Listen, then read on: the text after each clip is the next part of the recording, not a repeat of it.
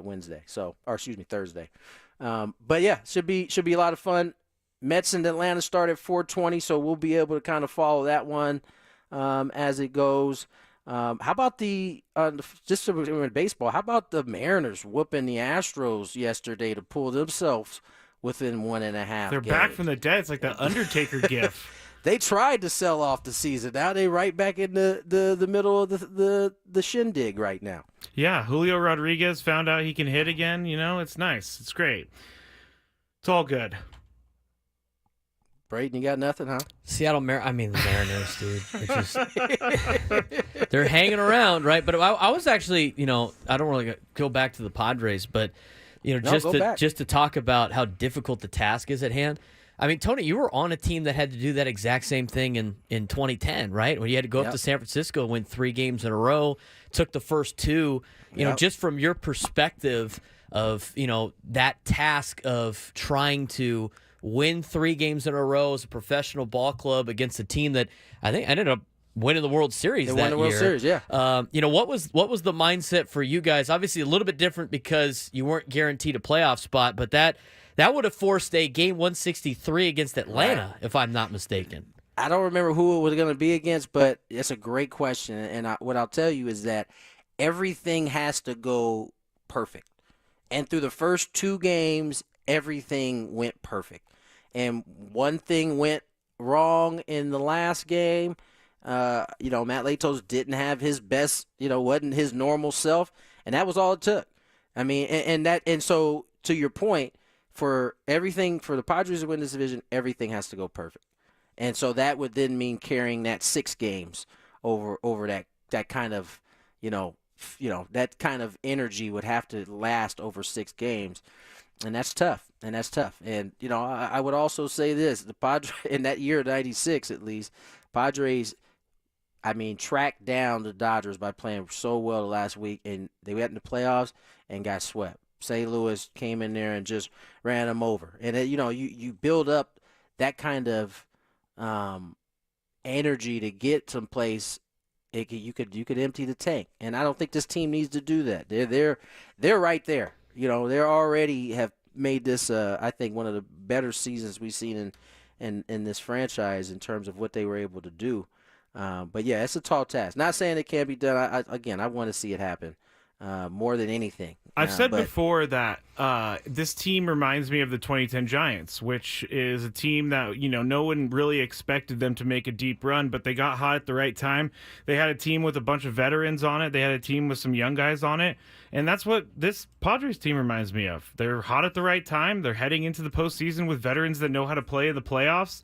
I think they're set up really well. Yeah. We'll talk more about these very same Padres. Mark Ziegler will join us later in the 2 o'clock hour. We'll talk a little bit about what's going on with the Mountain West, the Pac-12. Oh, it's getting crazy. A lot of moving and shaking, a lot of bluffing and gambling going on. We'll kind of touch on the subject next segment, but we'll really get into it. 2:40 segment. We got a Braden versus the Fan here today, the Big Five.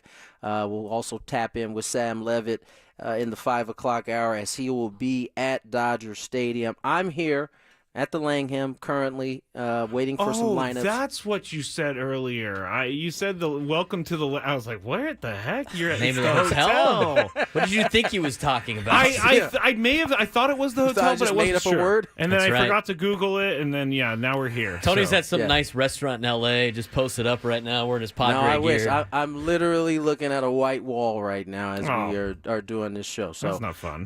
No, it's not, but it's all good. We got to do what we got to do. All right, let's step away. Let's get to break. When we come back, even the Los Angeles Times is talking about the Padres and how they could pull off what was at one time thought to be the impossible, which is beat the LA Dodgers. We'll get into it on the other side. More Gwynn and Chris. What?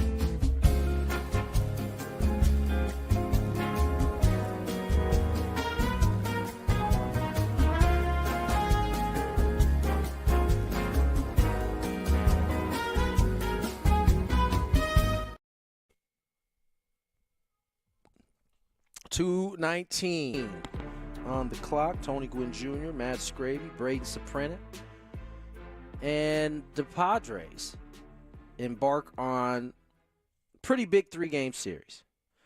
And not just the folks in San Diego are taking notice of this. Up in Los Angeles, Bill Shaken, who I know very well, certainly has been paying close attention to the Padres. Big article came out in the LA Times yesterday. Big picture of AJ's mug on there with his mustache. Yeah. He's well manicured. He's been well manicured all year. Man. Different AJ Preller for sure. And he's highlighting the fact that they started with a little shot. This may not surprise you, but AJ Preller has run the San Diego Padres for longer than Andrew Friedman has run the Dodgers. Not by much. The Padres hired Preller in August 2014. The Dodgers hired Friedman 2 months later. And since then, this is the part where they get their little shot. He gets the shot off. Since then, the Dodgers have dominated the National League West. For the Dodgers, 8 division championships, 3 NL championships, 1 World Series championship. For the Padres, this part was especially stabby. Bitter. 0, 0, and 0. Yes. All true, but nonetheless, a little shot. But basically, in an article, they're making the point that, for the first time, outside of the 2020 season, the Padres have a chance to finish closer than they ever have, if not catch the Dodgers before the season ends. And he goes into a lot of the really brilliant moves that AJ has made throughout the course of the season and how it's kind of lined up with the Dodgers and some of their issues they've had this year. So it's not just in San Diego. It's despite what I'm sure LA people try to convince everybody on Twitter that they're not paying attention. They paying attention. and that's great because I told you about this yesterday. There was a Dodger fan on Twitter over the weekend trying to plead with Dodger fans to realize that he wasn't hating on the team. He was just being truthful that this team might not be built to go to the World Series this year, especially their pitching staff. So, that shows that the fans are thinking that way. I honestly don't know how you can come to the conclusion that everything you've seen, I know they signed Shohei Ohtani, but there's been nothing that you've seen this year that says that the Dodgers are built for a World Series run this season. Like, if you're just being honest and objective about it, right? This is probably the worst starting pitching they've ever had in this whole run that they've been on. And worse because you got a bunch of dudes hurt, you got a bunch of dudes not throwing well, coming off of injuries. So I don't know how you can come to a conclusion that this team is in for or has a World Series based on what we've seen that they're constructed for a World Series run. No, I don't think so. You mentioned the pitching wins in the postseason, right? 100%. That's what it is every time. And you have to have good pitching. You also have to have some good bats to hit the other team's good pitching. But collectively as a whole, I like the Padres roster top to bottom better than I like the Dodgers roster top to bottom. In fact, you start looking at the teams that they're going to compete against in the National League, not just the Dodgers, but the Padres in the postseason. I like the Phillies team more than I like the Dodgers. I think they bring a scarier atmosphere. They're also hungry. Yeah, but at the same time, and their pitching staff's better. In terms of the pitching staffs of just the teams that are in the postseason and then maybe the one team that might miss out, I like New York's pitching staff better than the Dodgers. I like the Padres' pitching staff better than the Dodgers. I like the Phillies' pitching staff better than the Dodgers. And honestly, the Dodgers don't have anybody like Chris Sale. And even though Atlanta's pitching staff is not on the same par, it's probably close with Los Angeles, you got the Cy Young probably winner to start a series if the Braves make the playoffs. I would rather play the Dodgers in a best-of-3 game series based on the pitching matchups than have to deal with Chris Sale in Game 1. So from a pitching standpoint, I think it's safe to say the Dodgers have the second to worst pitching staff in any of the teams in the National League, they're going to make the postseason. I think it might be a little bit better than Arizona, but if you really want to dive into the weeds, I'm sure you can make an argument for both the Diamondbacks and the Dodgers to have a better pitching staff against each other. And if pitching wins in the postseason, I'm not necessarily worried about the Dodgers pitching staff compared to all the other teams that the Padres might have to face. And the other thing too, I mean, it just feels like this year, and Grant, I don't want to curse the Padres for these next 3 games. Yeah, be careful. It just feels like the Padres have just had the Dodgers number this year, Tony, and in the games that they have played. And you look at that lineup, I don't think anybody's got a better top 3 in baseball than the Los Angeles Dodgers. But you start looking at the lineup from top to bottom, the bottom 3 for Los Angeles is just, I mean, as Chris Ella likes to say, there's a lot of AOs at the bottom of that batting order for the Los Angeles Dodgers, where I'm not necessarily afraid of that spot either. But I just feel like, Tony, you've watched a lot of these games. It just seems like the Padres have had LA's number this year. They have. There is no getting around that. The Padres have played better. They've done a lot of the things that the Dodgers have done to them in the past, right? They've slugged them and pitched them to death. And when it matters, I think the games have been close. Don't get me wrong; these ain't been blowout games. I mean, the Dodgers are still still a good team despite their flaws. But the Padres have done to them what the Dodgers had been doing to them for a long time. You know, they need a big homer. Somebody can go Profar hits one out. You know, you need a big night. It seemed like it was Profar a lot in the Dodgers series. And that extra motivation, Tony. Right. You know what I'm saying? So, like, it's that has been true. You know, and Brandon, you can't curse. If they lose, it ain't going to be because you said that they had been playing well. No, I'm going to blame it on him. I don't need – the last thing I need is Scraby mentioning me on Twitter and then getting everybody – it will I got to deal with everybody every on that. 5 minutes. I saw in the chat, and I think it's very interesting for both you guys. But, I mean, think about our attitude as Padres fans the last couple of years of, you know what? You only have to beat the Dodgers in 5 in the postseason, and the Padres were better built to beat them in a best-of-3 or a best-of-5. Now, you look at a potential series with L.A., I like the Padres' chances in 7 based on how the pitching lines up. What a difference a year makes, but also to really emphasize just how the Dodgers pitching rotation has fallen since the last couple of years. Now, some of it's injuries, but you know we all got injuries that we got to deal with at this point in the year in the for the playoffs. But at the same time, I mean that rotation the Dodgers had, and I go back to 2020 when it was the shoe was on the other foot, right? And the Padres had Lamet banged up, and they tried to go with Clevenger on an injury, and they had Chris Paddock starting a game, and Craig Stammen had to start a game for a win for the Padres. I mean, they were limping in with pitching, and you're like, well, I guess we only have to beat them in 5. But you start looking at it now, I like the Padres' chances in 7 against a lot of teams in the National League compared to years past where it's like, we only got to get them 3 times. And we can thank... Here's what I'll say to that. And I think it's important that we mention it. The Padres, although they have had injuries, they haven't had injuries that, you know, knocked you out, knocked them out. And I say that to say the Padres have been fortunate from that standpoint. Yes, there's been, you had to miss time for his personal stuff that was going on. You had Toddy miss a little bit of time during the season, but this is what has made this is to me the best roster put together. Is that they were built to be able to sustain while guys were out. And typically, that is what happens to the Dodgers. This isn't the first year the Dodgers have had injuries. They typically have had the depth to hold things down. Yes, but they've always had some young guy to come up and fill in the spot.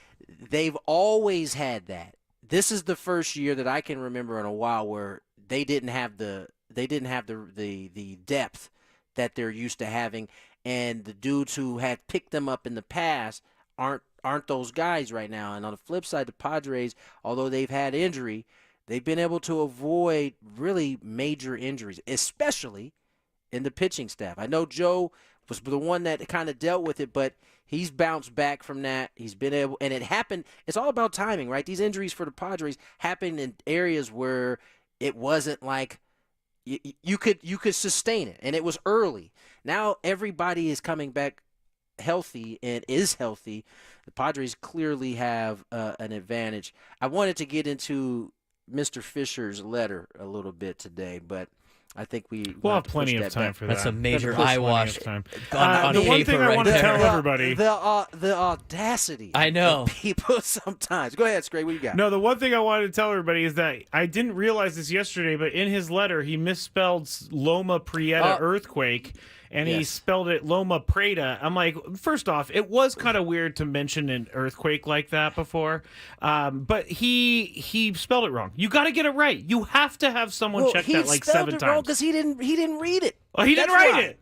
He didn't write it or read it. And now Jessica Kleinschmidt is posting pictures on her Twitter of the Oakland Coliseum with in the outfield, in center field. It says, "Thank you, Oakland." So, like, where was all of this love for the last 18 years? They're like packing in all love into the last three days, basically 3 games at the Coliseum.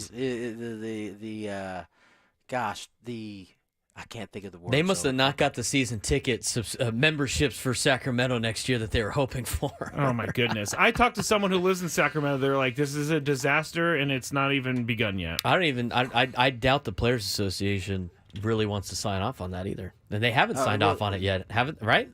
No, they're going to do it. They just it's going to be a tall task. Just telling you, like the amenities, these things that you need that you don't even think about, for a big league team to be in there, it's just different. It's going to be it's going to be a big job for the folks who run that stadium in Sacramento. Like, I hope that they have more than just troughs in the bathroom, since we talk about troughs a lot. I hope that the professional baseball players get to have their own little stall. I think they've worked hard enough to get some little bit of privacy. You know what troughs make me think of? And this is for the folks that have been Padre fans forever.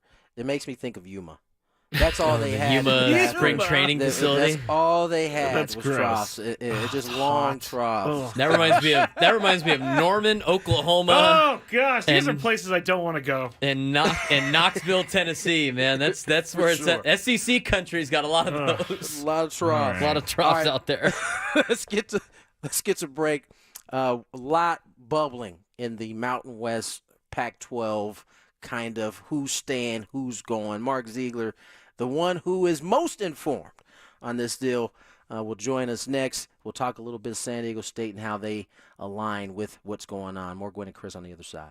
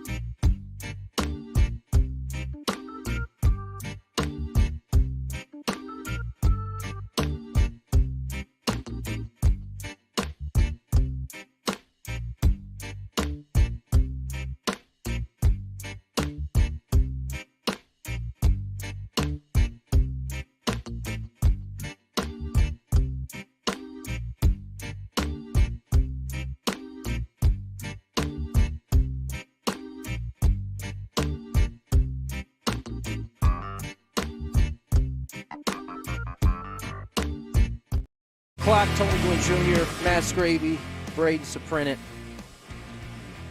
A lot going on right now in college sports. Teams changing it up in terms of their conference. New conferences adding, I should say new conferences. Old conferences adding new people to the mix.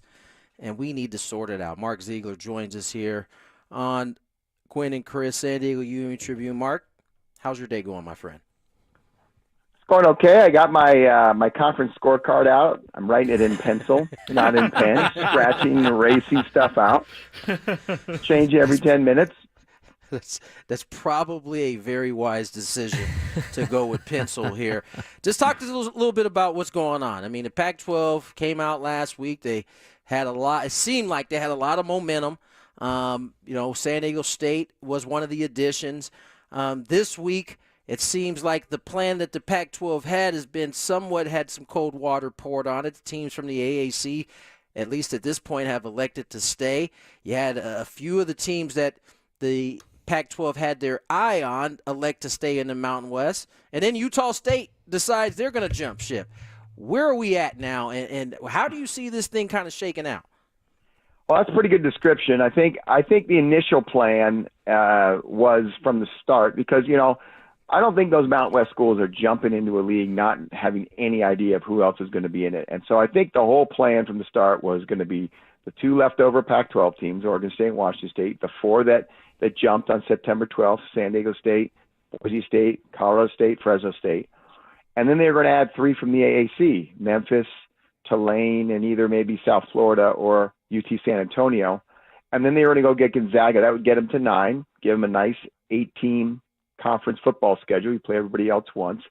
And then they were going to go get Gonzaga, which, they'd been talking to as a 10th member, just playing basketball and other sports, but not football. And that seemed to be the whole plan. And they got the first 6 of it done. And then the AAC, they just couldn't get that done. They weren't, as far as I understand, along as they thought they were with those schools. And the AAC jumped in knowing that they were trying to leave and sweeten the pot probably, and they decided to stay. And all of a sudden you're in scramble mode. The Gonzaga thing is off the table, or not off the table, but in limbo right now. And now the Mountain West takes all these exit fees and poaching fees that the Pac-12 and the departing schools are going to have to pay, and throws them back at their members saying, hey, you want to stay? We'll give you some, little financial enticement, for the effort to stay. And all of a sudden they're staying, and it's a scramble to just get teams to fill out your league. And that's kind of where we're at right now. Utah State decided to go. UNLV is on the fence right now, and everyone's waiting for that. And I think that would be sort of the big domino to fall next, one way or the other. Real quick follow-up on that, Mark. You talked about Gonzaga and that being tabled for now. Does the Pac-12 want to get the football side of this thing done first before they go the Gonzaga route, or is Gonzaga looking at it like, we want to make sure you guys got your ducks in a row first before we start jumping that way? That's a good question. I think it's the latter, because there was a report yesterday that the Gonzaga deal was done, and all of a sudden the Gonzaga officials are calling everyone who will listen saying, oh, no, it's not. Okay. And I think they're looking at this thing going, is this league really got its, crap together here, or is this kind of a circus that we're jumping into? And, it's probably a little bit of both at this point. I mean, conference realignment's never clean and linear. It's always messy. And so, will they end up in the league? Yeah, possibly. I think they would have really liked to see Memphis in the league.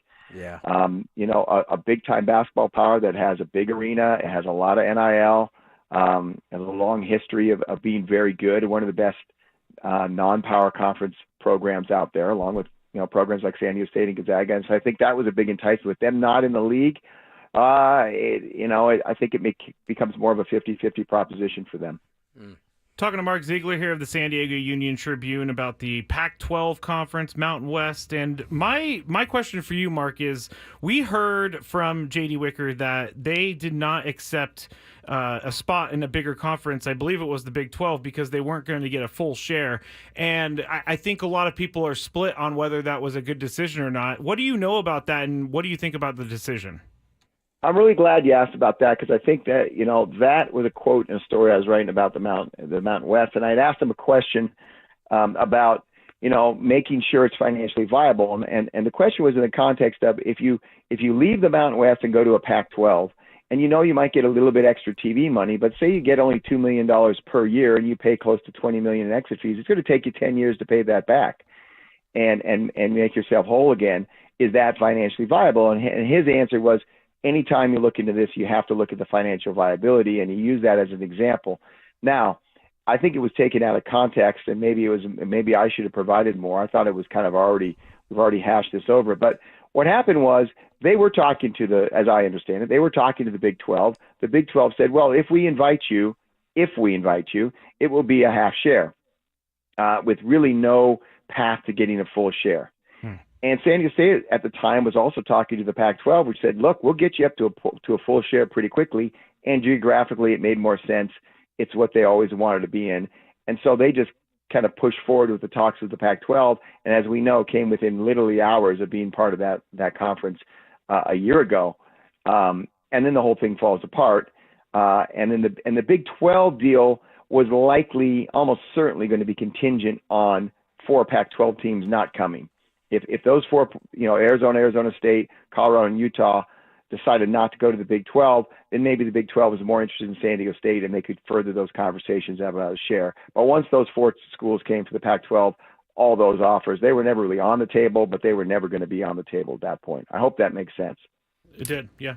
Yeah, it does make a lot of sense, and being the resident Big 12 fan of the group, it would have been nice to see the Aztecs in the Big 12, obviously, if they could have been able to pull that off. But, my question for you, Mark, about, how this is playing out, I mean, obviously it seems like it's a little bit better than the Mountain West, but, the big sell to a lot of people, at least I think from a perspective that a lot of San Diego State fans have, was, this is going to be a path to potentially being a power conference with some invites and kind of holding out hope for, maybe Cal and Stanford to come back or what have you.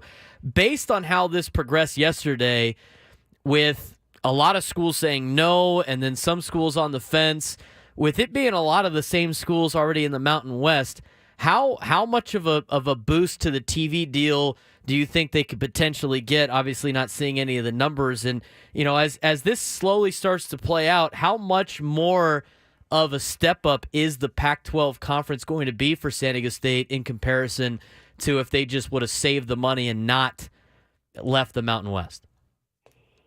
Well, there's a lot there. I think the short answer is yes. It's a step up. Is it a big step up? No, it's a little baby step up. It's not the step up that anybody wanted, including J.D. Wicker and Adela De La Torre. Obviously, they wanted to be in the real Pac-12, not this version of it.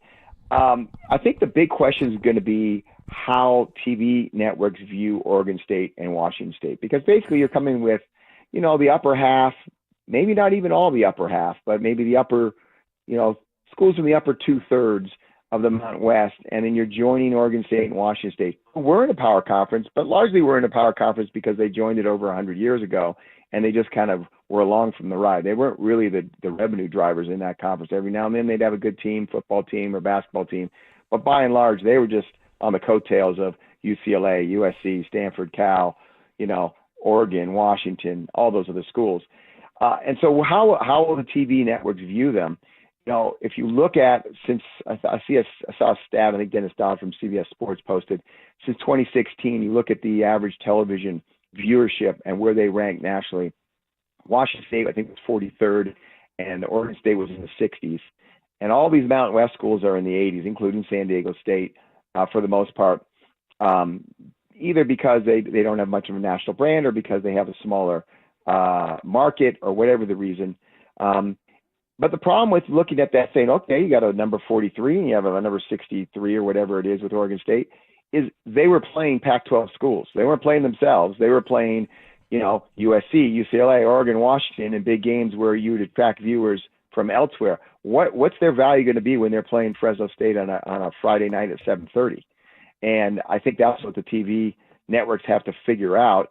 And that's why there's such a big fluctuation in what they could get versus what they might get. And will they get more than they are currently getting in the Mountain West? I would think so. Are they going to get significantly more than if the Mountain West is stuck together? Maybe, but is that enough to offset $18 million in exit fees? Probably not. And so that's where the tricky part of these negotiations come into play. Mark, a few days ago, I think it was, the Aztecs hoop team released their non-conference schedule. What do you think of it? I mean, it's there's some names that stand out, but how would you rank this this non-conference schedule versus maybe some of the ones in the recent past? Well, as I wrote, it's the shortest they've had in like 20, 30 years, and that's a function of the Mountain West going to a full double round robin, a 20-game conference schedule. It really leaves them with only at maximum 11 games. They're going to play 9, and it just makes it really hard to schedule games. You have to play a conference game in the first week of December, which is a pretty popular window to get non-conference games. You got to play one right after Christmas, where they usually play their final non-conference game. It just makes it really tricky when you got finals week, which is almost 10 days where they don't play games. You have a Christmas break, you have Thanksgiving break, so it's really hard to get enough games. They've got 9, and it's a hard schedule. It is really hard. I mean, you've got 5 really, really hard games. You've got Gonzaga, Creighton, Oregon, and Texas A&M in a 12-day period with no games in between them, no soft landings, no games against a path to sort of work on things. All 4 of those teams probably will be ranked. And then you've got a neutral court game against Cal. It's in San Jose, and just like they played Cal in a neutral court game last year in San Juan Capistrano in front of all Aztec fans, that one probably is going to skew more towards Cal fans. And so that's not quite a road game, but it's more like a road game. So that's a tough game as well. And now you layer on that a very young team. This is going to be the youngest Aztec team we've seen in several years, particularly when you go back 2 years and you look at the team that played for the national championship. The entire rotation were junior, senior, 5th-year senior, 6th-year senior.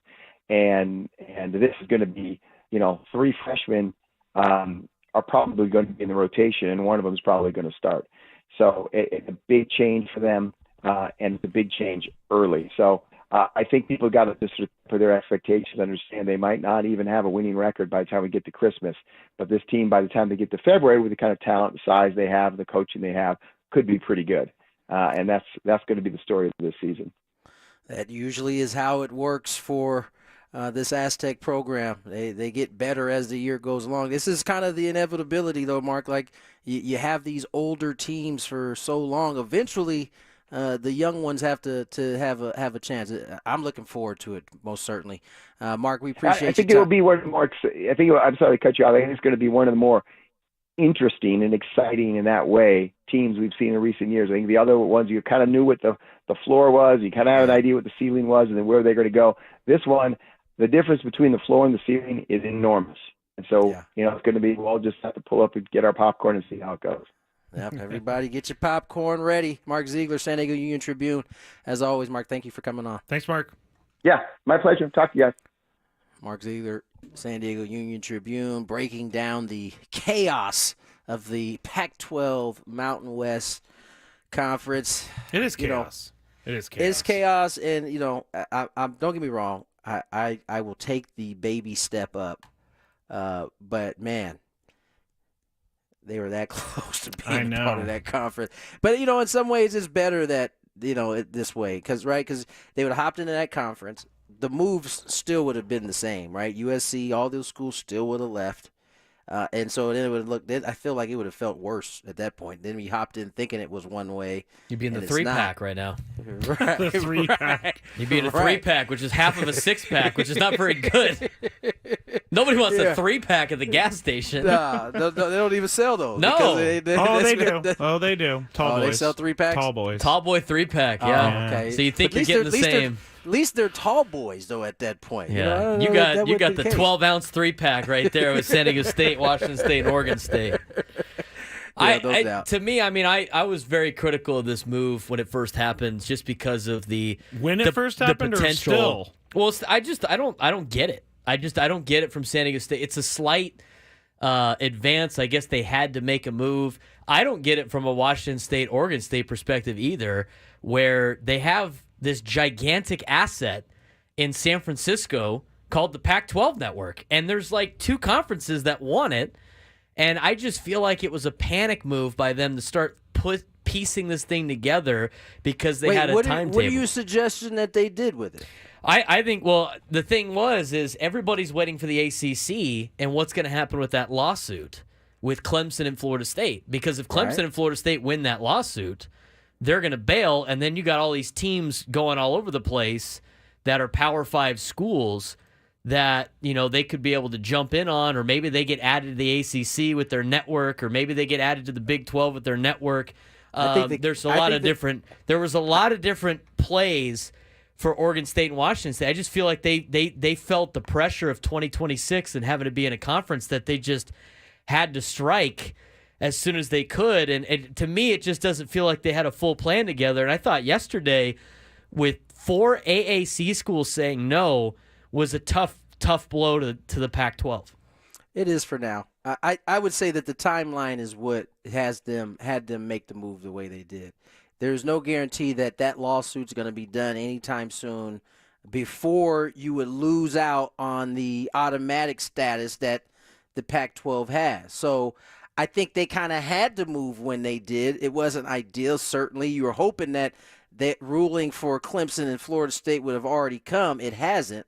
And so you got to start getting your ducks in a row. The thing that could end up happening is, you get your 8 teams, and then the lawsuit, let's say it comes through or it finishes up and Florida State comes and win, then you still be able to bring some of those other teams on that are going to have a hard time getting into any of the other conferences. So yeah, going to have to compete with the Big 12 or some schools there, but at least, Boston College sounds a lot better than Wyoming right now.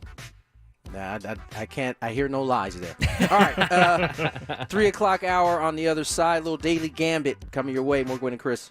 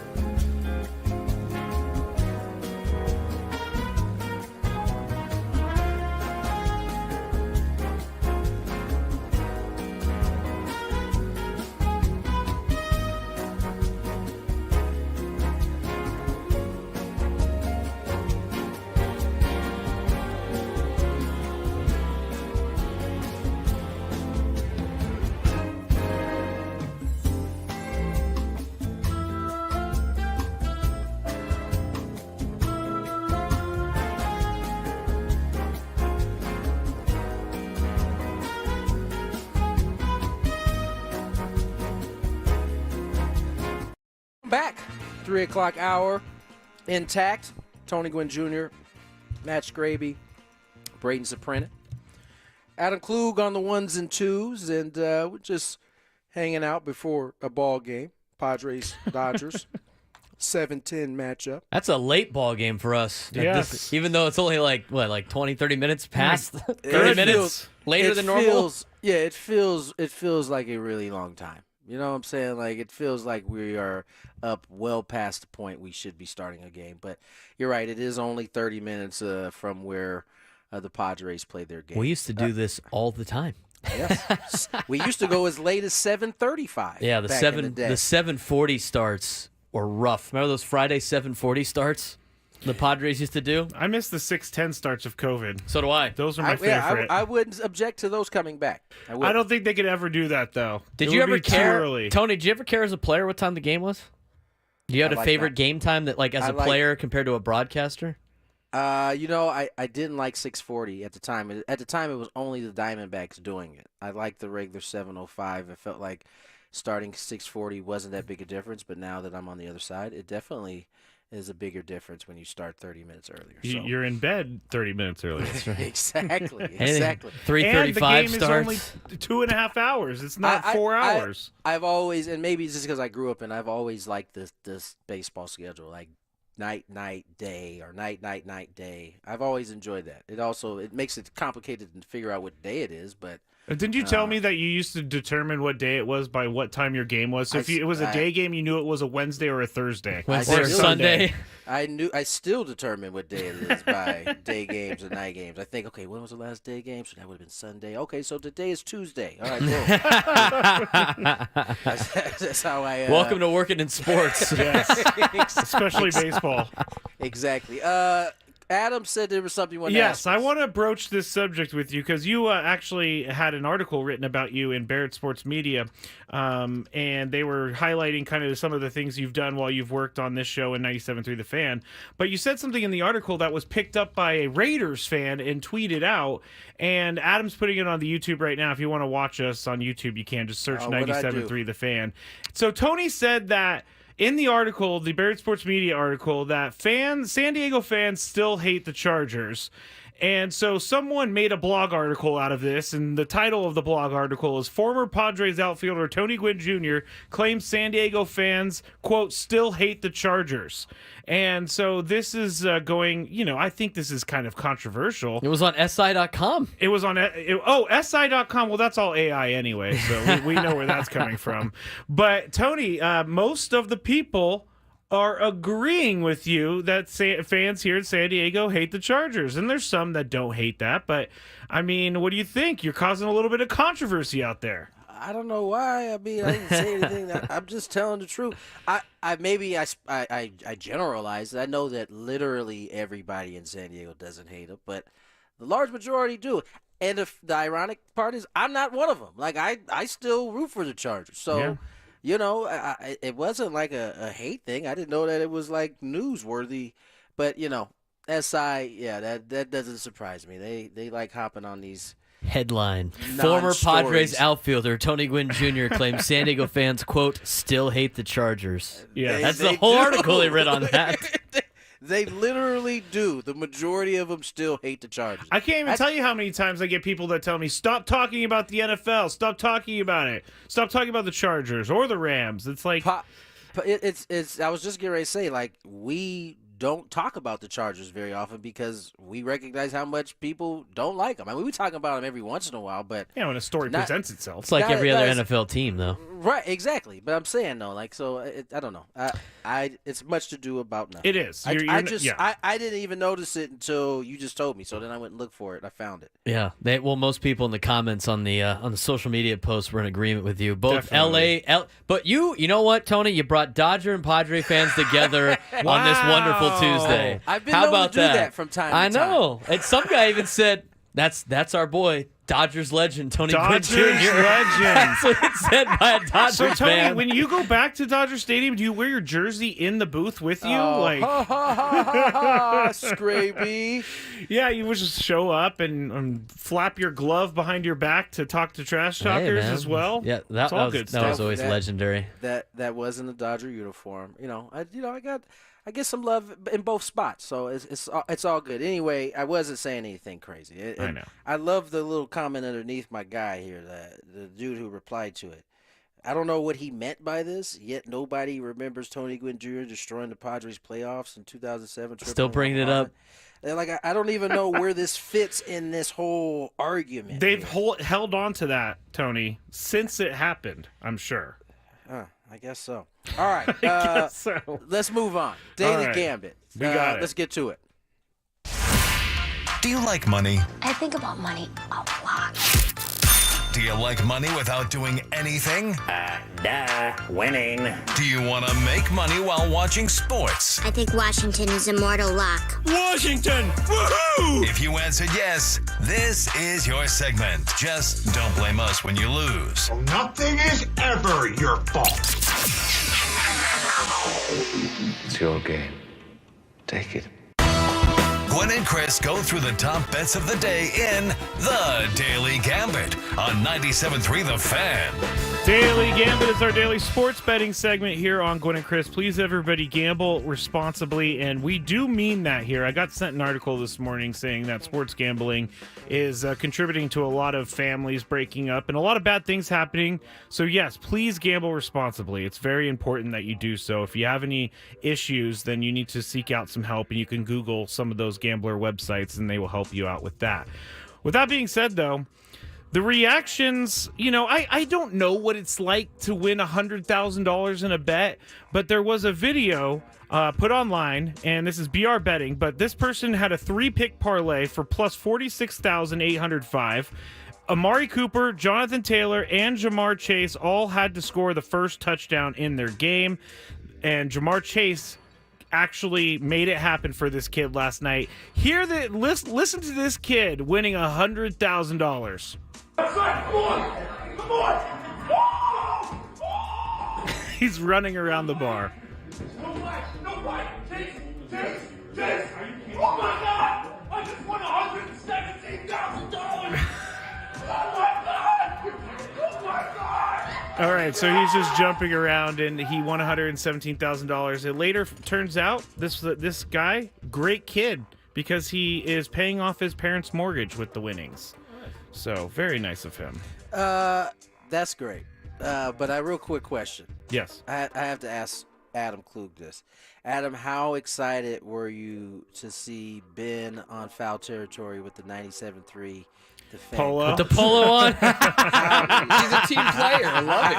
How excited were you? You probably had a 40-inch vert when you saw that. I think I jumped higher than that kid who won $117,000. That's right. It's all about the brand, baby. Same vibes. Same vibes. At least Ben can get dressed. We're still waiting on Tony to get Tony dressed. still hasn't That's gotten the dressed reason for the he's day. not on the camera Hey, right what now. does Pat McAfee say? For the brand. For the brand. brand. Ben I guess Higgins so. repping. Do it, Ben. Yeah, do it, Ben. All right, sorry I interrupted. No, that's I had okay. to get Adam's thoughts on that. That's pretty funny. Ben Higgins, if you want to go see all that, it's on at Foul Territory TV, or we retweeted at 97.3 The Fan SD, or rezeeted, as we say. Oh, stop it. Now, ESPN Bet may be in a little bit of trouble, and by the way,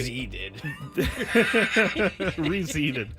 ESPN Bet might be in a little bit of trouble because they put out a post on Sunday, and it read like this. Devin Singletary intentionally doesn't score a touchdown, so the game goes under the 37.5 point total.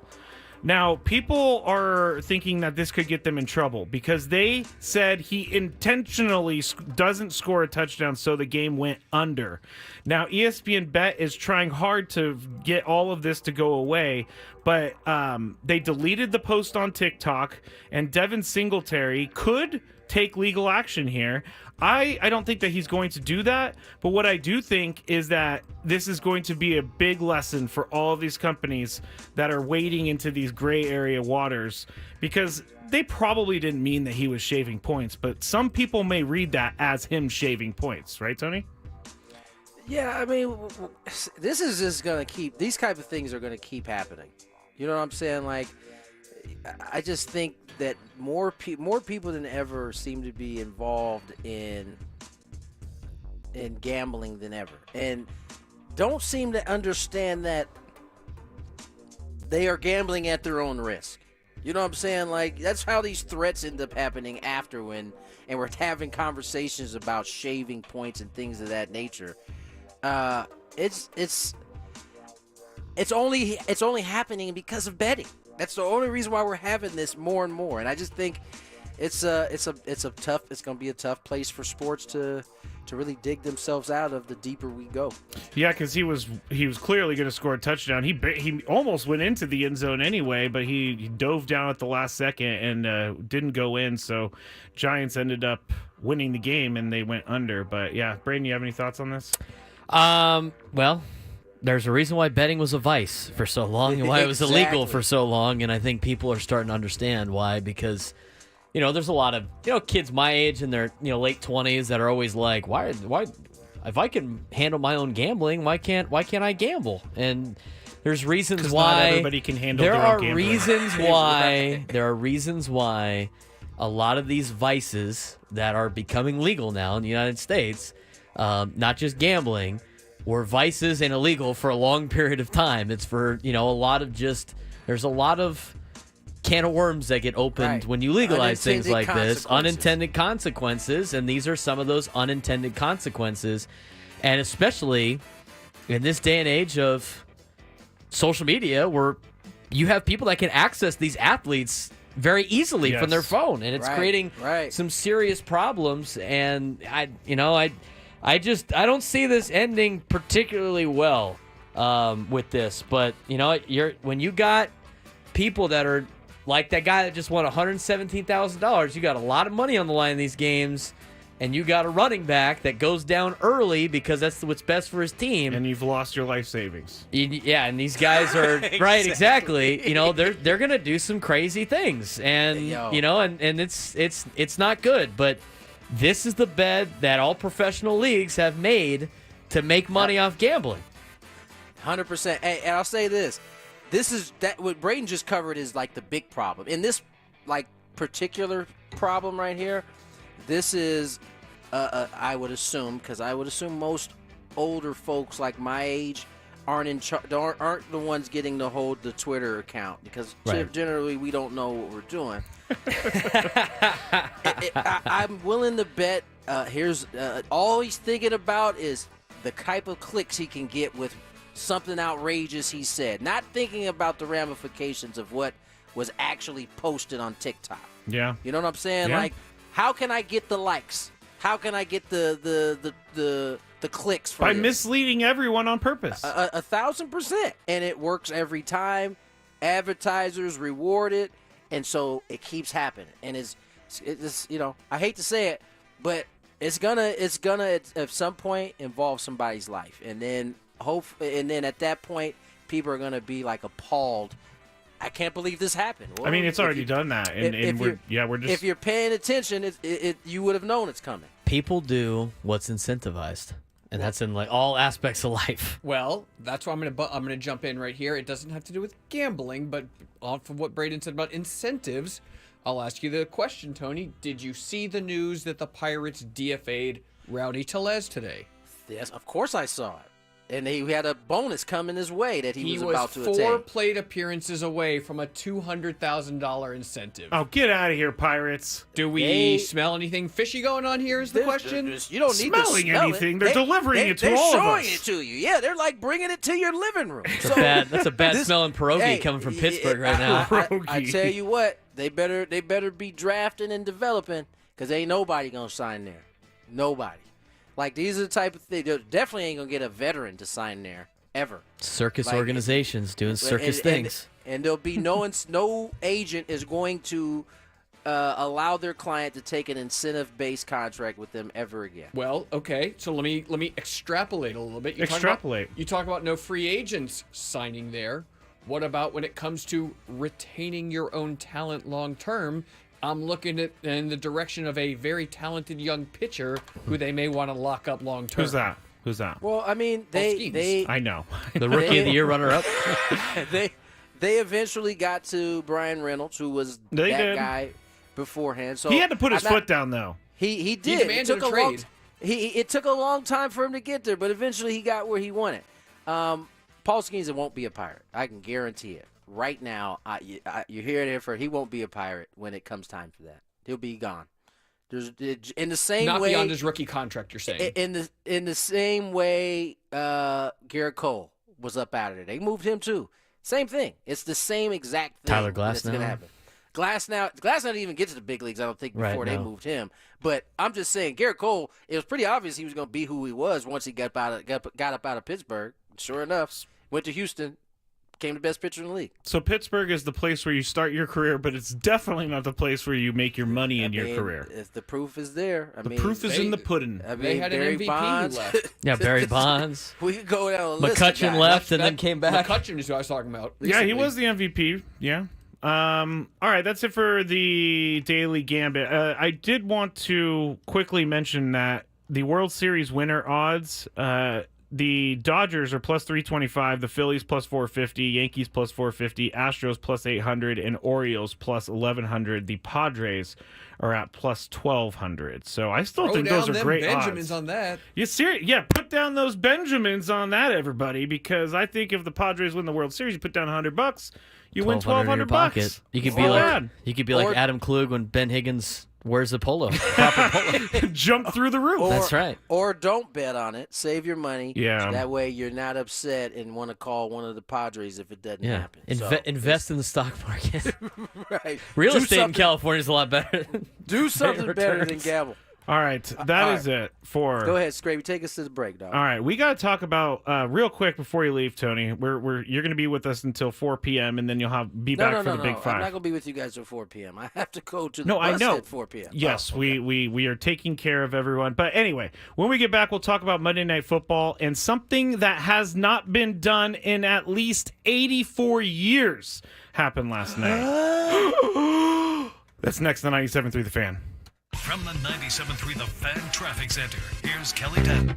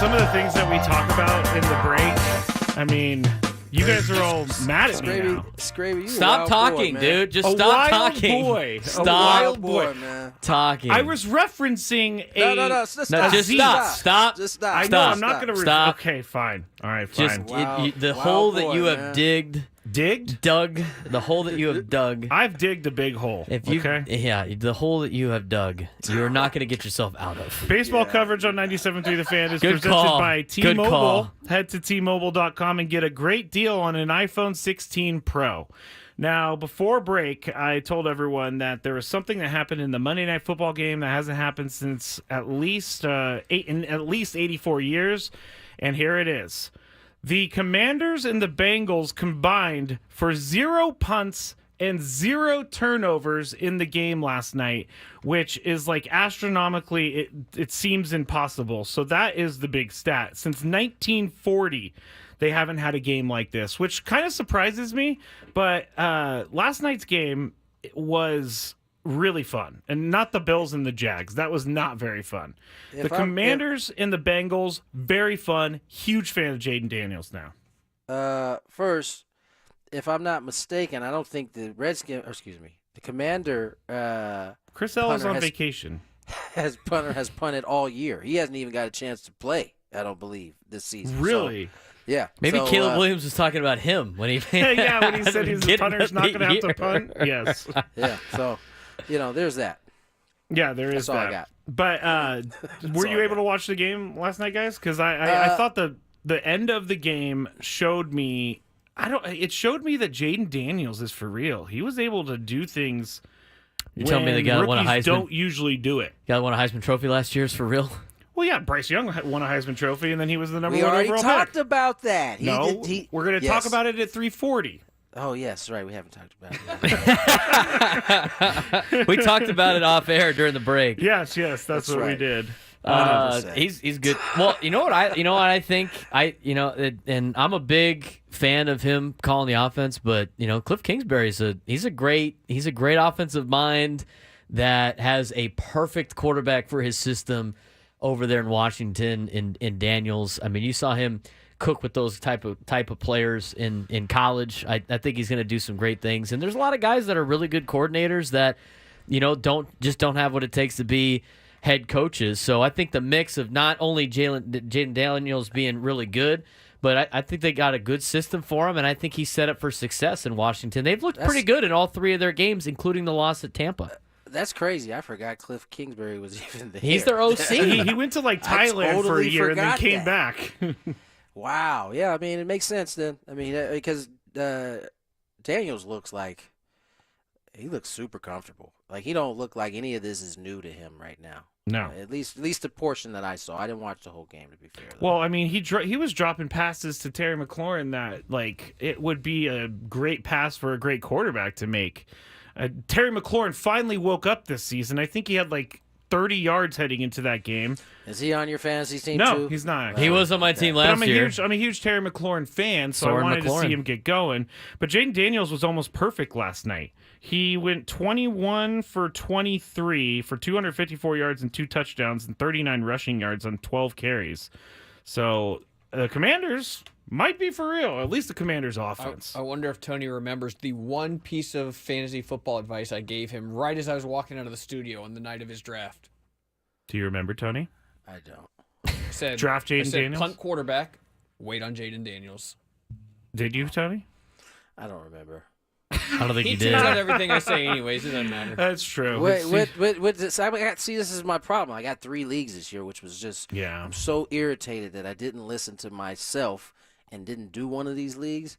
Gosh. 3 leagues is my max. I can't do any more than that. I mean, 3's pushing it. Wait, guys, you're going to get called, by the chat, you're going to get called first world problems because that's what happened yesterday. When I said that SoFi needed air conditioning, I got crushed for it. It's an open air facility, Scraby. It's not, though. It is. It's an open air facility. Yeah, it's when there's air. Lightning, the game gets postponed. It's an open air facility. It's not funneled down to the field. That is for sure. Anyway, we got to get to break. Hey, just because your Niners were making you sweat doesn't mean it's hot down there. It wasn't because of that. That's all all it was is that they were getting taxed. Yeah, so exactly. Your body They were not temp getting went up. taxed. Slowly blowing the game to the little brother Rams in that division. And all of a sudden, Scravy got sweaty. They need AC in here. You know what, Bray? We're going to have you on a little more No, often. I'm done with him. He's done. He's off the show forever. I'm enjoying the roasting right now. I This am is fun. not. I am not enjoying the roasting. I don't know how all this happens all the time. Well, during the break, it set yourself up for some roasting. Yeah, you did. You set yourself up, dude. I didn't say anything wrong. We're going to go to break, and Wow, we're never boy. going to mention what happened in the last break Wild again. boy, he said it And when we get back, we are going to try something new. It's called Who's to Blame? And you'll find out all about it next on 97.3 The Fan. Hey, it's Ben.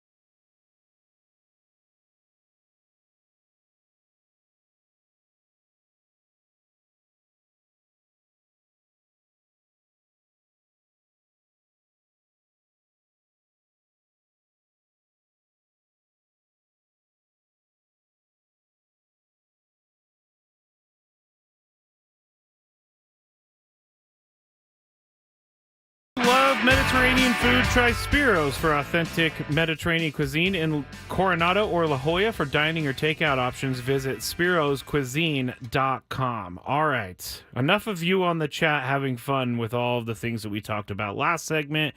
And thank you, Sergio, for saying leave Scraby alone. I appreciate that. We have a new segment here. Braden, Tony, and I did it. And it's called Who's to Blame? So I'll explain on the other side of traffic.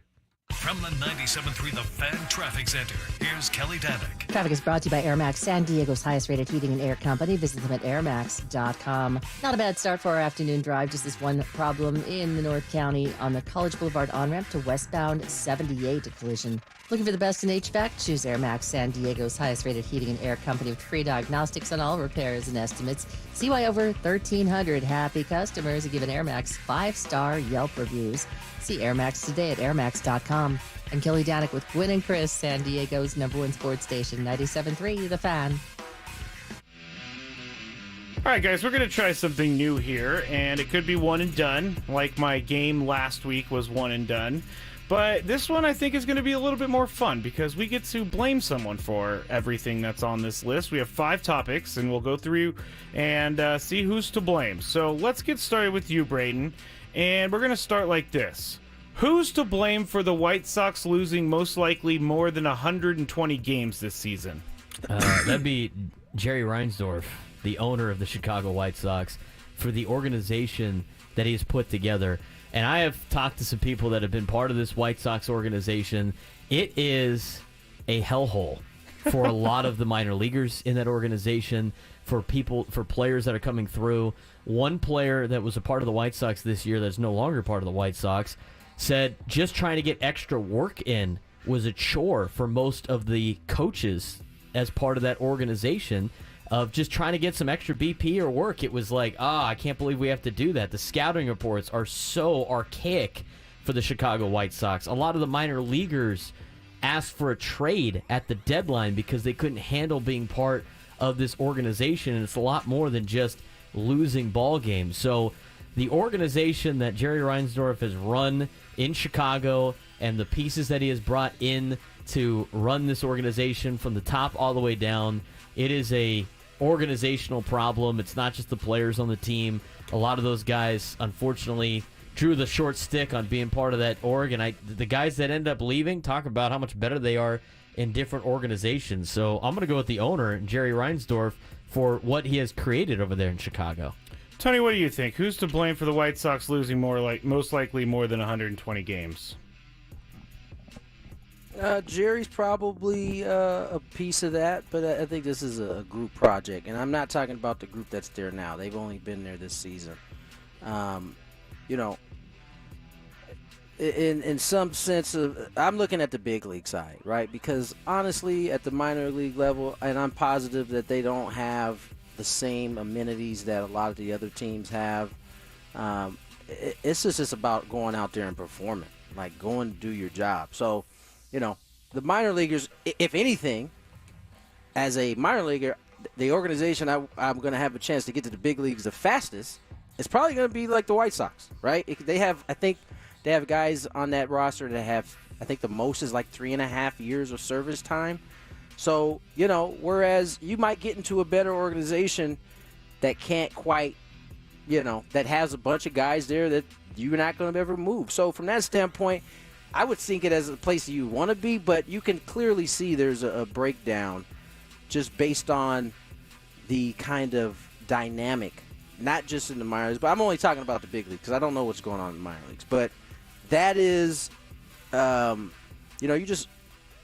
look at the fact that they had lost 20 consecutive series, right? I mean, that is one of those things that has kind of marinated throughout the organization. So, yes, Jerry Reinsdorf is a part of it. It's all the way from the top down. Certainly, not having the best coaches doesn't help you at all. And in terms of instructing down on the minor league side, and Grady Sizemore is being asked, and basically what I did hear was that these guys enjoy playing for him. So maybe that's a step in the right direction, but there's a whole lot to fix for the White Sox. Everybody's to blame. I blame Tony La Russa. Ever since he got hired to this organization, they've had some trouble. I mean, they were going to go to the World Series years ago. It didn't happen. They blew up the team. Now they're losing a bunch of games. And Tony La Russa is in my crosshairs. All right, Tony, you're going to be up first on this one. Who's to blame for the current Royals collapse? If you don't know, the Kansas City Royals are sitting in the third wild card spot. They're 2-8 in their last 10, and they've lost 7 in a row. I don't know that this qualifies as a collapse. Mini collapse. No one was talking about the Kansas City Royals when this year started. Quite frankly, they weren't even talking about them. They were barely talking about them at the break. I mean, we were talking a lot about Bobby Witt Jr., but this team, in my opinion, has overachieved a little bit. And despite their 2-8 record in the last 10, they're still in this. And so, even if they don't end up being in the playoffs, I just don't know that I'm comfortable calling it a collapse. Okay. They were second place, I think, in the division at best, and have kind of fallen down a little bit. Where they third in that division now, or fourth. I think Detroit actually caught them. So, I think I don't know that this is a collapse, though. They haven't played well, but I don't know that they were expected to be there when it was all said and done. I can't blame Bobby Witt Jr., my guy who won me the double title in the fantasy championships. I'm just going to... I don't think there's anyone to blame here, really. Just a little bit of bad baseball being played at the wrong time. But Tony's probably right. They overachieved all season long. That's all I really got on this one. Braden? Yeah, I mean, if you start looking at some of their splits, it's not drastically different. But I will say, I mean, in the month of September, they've hit 212 as a club, and they're hitting over 270 in every other month, with the exception of June. So bats got a little cold there in the last month of the season, but the Royals are still probably going to make the playoffs. The bigger collapse is the Minnesota Twins, if you want to consider that a collapse. Yes, I mean, they have kind of fallen apart down the stretch in a spot where they thought they were going to make the playoffs, and now they're on the outside looking in right now. And with the Tigers already winning earlier today, they continue to add to their lead. Now a half game up on Kansas City, and Minnesota 1.5 behind Detroit and a game behind KC. We talk about the National League wild card a lot just because we're focused on it a lot more, but the American League wild card is going to come down to the final weekend too. Minnesota game out behind Kansas City, and Seattle's 1.5 games out with 6 to play and 5 to play for Detroit. So it should be a wild finish for both wild cards at the end of the week. At the end of the weekend. All right, we're cruising through this nicely. I'm up first on this one. Who's to blame for college sports being the way it is? And my answer is all of those greedy people at the top. The guys who run the SEC, the guys who run the college football playoff, the guys who run all of those conferences that are pocketing all the money and then turning around and putting the surcharge on the Tennessee fans for having to pay their players for NIL. So this is easy for me. College sports is the way it is because of greedy human beings. Braden. Well, I think it's a lot of, there's a lot of greed to be involved with this as well. But it is, it's a business, and when things get popular, the suits show up to collect some money, and there's different people to find money, and lawyers and everything start leeching off of a lot of these situations. But I think the biggest thing is really, and here's going to be a different take for you guys. I think it's the coaches not wanting to play big games that has created this, environment of conference realignment and trying to force a lot of big matchups to happen. Because at the end of the day, college football makes all their money from television because people watch on television, and they keep moving everything around because they want the best matchups and with the biggest fan bases because they make the most money on those particular matchups. And that's why you have all this division with college athletics, and you got Cal being in the ACC, and you got the Big 12 having schools like Arizona in it, and being conference mates with UCF, which make no sense, and everything's just kind of unraveling right now for college football, which has made a huge impact on a lot of sports that shouldn't be impacted by this. So, I think it's on a lot of these schools for not wanting to play. But in reality, it's probably because of the schools that have the most fan bases or the biggest fan bases. They're the ones that want to keep all the money, and everybody else has to try to fight to get their own exchange. And it's created a big problem in college athletics that goes all the way down to all the players that feel like they're putting all their time and effort in and not getting the same kind of love. So I'm going to go with the kind of what Scraby was saying. Some of the top leagues wanting to save all the money for themselves and not spread the wealth. Greedy. Tony, who's to blame for college sports being the way it is? Yeah, see, I think that take is short-sighted, and here's why. It wasn't all it as the way. I mean, it's short-sighted in terms of the why, right? Because it's complex. I think it starts with, yes, the money and how much money is being made. It used to be that you get to the college football BCS bowl games, that's where the money was, right? Then it shifted. And you can make the argument it started to shift as, streaming, how we started viewing games differently. As that started to approach, then it became a shift to, as Braden said, how do we get the best matchups in game? But you can make the argument for teams in the SEC, it's always been that way. They had, but yet we've still seen them as well move. It was a strategic way to get through your schedule so that you could have one or none losses and be able to get that pot of gold at the end.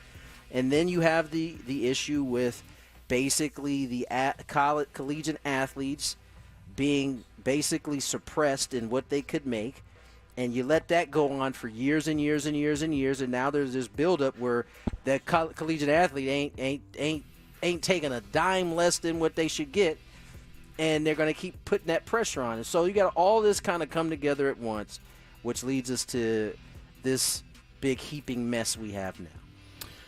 Yes. All right. 2 more to go, and we're going to start with you, Braden. Who's to blame for the Bryce Young situation in Carolina?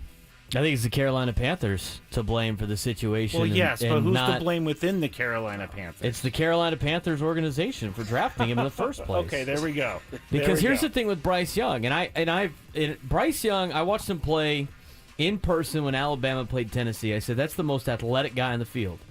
But at the same time, just looking at his size, I'm like, this guy's not going to survive in the National Football League with the size that he is, knowing that whatever team drafts him is not going to have a good offensive line. That's why they're drafting early in the NFL draft. But you look at a guy like Bryce Young. Bryce Young had the best offensive line in the country in high school, going to Mater Dei up in Santa Ana. They have the best line every year because they're the best football team in high school football every single year. And then what happens? Bryce Young then goes to Alabama, and Alabama's got the best offensive line in the country, and they also have the best team in the country with a lot of weapons around. Then you throw this guy to the Wolves in Carolina with a lousy O-line last year, although it's gotten a lot better, and now all the weapons are different. I mean, you basically set this guy up for failure from out of the get-go because you wanted to draft, the sexy pick of, well, he's the Heisman Trophy winner without doing your homework. I always thought, and I said on the draft show that we did a couple years ago, that C.J. Stroud is the most prolific quarterback in the National Football League's draft that year because he had the measurables. And even though Bryce Young is he's a great football player, in the National Football League, it's more than just that. Just like in college, it's more than just having the best high school players move up. And so for me, I just think Carolina was a little overzealous on how good they thought Bryce Young was going to be, and they didn't surround him with any help. And that's why you're in the situation that you're in Carolina. Tony, who's to blame for the Bryce Young situation in Carolina? The owner, Tepper, and every coach that he's hired. I think none of this is on Bryce Young, and I don't think they were overzealous in drafting him. I think they were dumb in everything they've done after. They haven't even tried. I shouldn't say that. This year, as Braden said, has gotten a little better, but it's still not good enough. And when you take a full year of beatdown, and then you change coaches, we've seen this story before, and I don't think it has anything to do with Bryce Young. We saw it with Alex Smith. In some ways, we saw it with Baker Mayfield. We've seen it with a lot of guys. We've seen it with Sam Darnold. He's experiencing it in real time. Like, he went through that same organization. Both of those quarterbacks went through that organization. They both had the same result. They both got beat up. And so they're in systems, A, that they've been in for a little bit, so they're playing better. But B, they went to organizations that understood what it would take for them to be successful. Clearly, the Panthers don't have that. And I hope for Bryce Young's sake, he gets out of there and gets a new start someplace else. Yeah, who's to blame for Bryce Young's situation in Carolina? Well, that would be, as you said, Tony, the owner, David Tepper, because that guy he fires everyone on a whim. I mean, he hired the guy the head coach who drafted Bryce Young was fired mid-year. Bryce Young has not had much of a chance in Carolina, and I agree that he would probably be better suited going somewhere else and finding an actual team that's willing to let him develop instead of just throw him under the bus. But the Carolina Panthers, if I'm a fan of theirs, I'm so angry at the ownership situation because that guy is not going to win with the way he does things. Circus organizations do circus organization things. There you go. Which is the same as the Cincinnati Bengals. Yes, let's go to the last one. We got to hurry up on this one. Tony, you're up. Who's to blame for the Bengals' 0-3 start? We blame a lot of owners on this segment. That's right, though. Probably the organization again. I mean, think about it. I mean, my guy, they have fostered in the kind of disorganization on their own. Not getting the Jamar Chase thing. That's lingered for however long. And this was going to be, and here's what happens when you don't take care of the dudes on the team as adults in that locker room. They start to think to themselves, okay, this is how it's going to be when it's my turn. And therefore, you aren't going to get the best effort out of the dudes who are in that locker room. Professional sports is a very fickle thing, right? Everybody is down to do what they have to do. As long as they feel like at the end of the day, you got their back. You're going to take care of them. The moment in sports they stop feeling like that, it's a wrap. It's a wrap. And so, I think there might have been some grace period, right? Because Burrow got broke off, didn't he? Yes.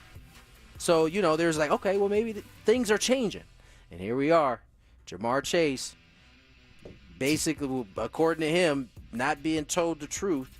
And so guys start to see that, and I think it affects on the field eventually. It is the organization to blame here because of the Jamar Chase situation. But I also think it's unfair of me, but I'm going to do it anyway. It's Jamar Chase in a little way to blame too because he didn't practice all preseason and he came into the year. It's kind of like Brandon Ayuk is definitely to blame for him being terrible this year, but they didn't have any practice, and you can't substitute the preseason football for trying to get going during the season. And it's unfair of me to put it on Jamar Chase, but I think it's not stopping you, apparently. It's not stopping me, but he did win me a fantasy matchup, so in the end, it's the organization. Oh, wait, hold on. Do you have Jamar Chase in your fantasy team? It's the organization. That's why he picked this gripe. All right. I'm going real quick, Brady. Yeah, I'm going with the organization. I've seen him on Hard Knocks enough. The Brown family is just like the Spanos family. It's a lot of families that inherit the teams throughout the years that don't buy the team, that want to put the effort in. They're a circus organization. They always have been, and they always will be. They didn't protect Joe Burrow, got him hurt the first couple of years. They haven't done a good job with the offensive line, and they're cheap. Even though in the National Football League with a salary cap, cheap organizations don't have success. Yes. All right. I think that went well.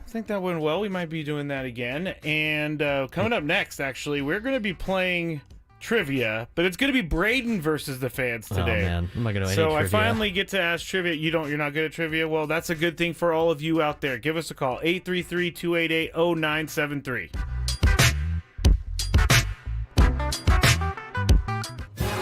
The Navy midshipmen head east for a conference showdown with the UAB Blazers in Birmingham. Our coverage begins with kickoff Saturday morning at 9 a.m. Navy football plays here on San Diego's #1 sports station, 97.3 The Fan.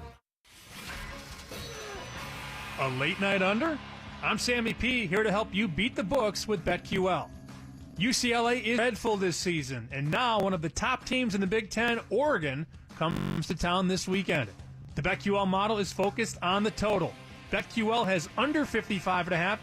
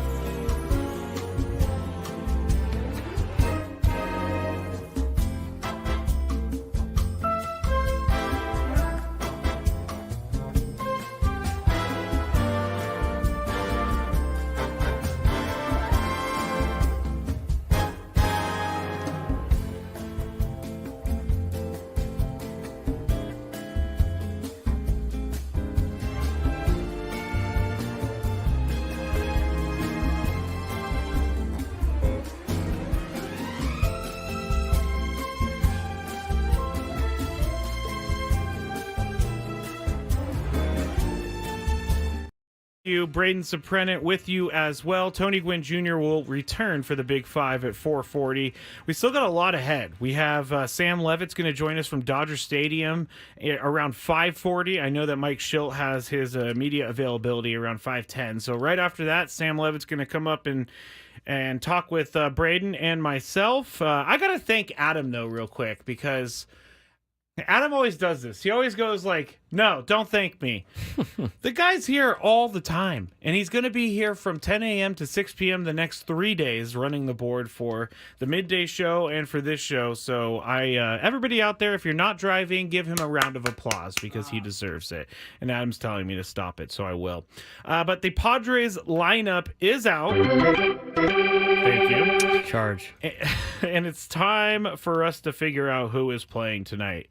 Luis Arraez leading off and DHing.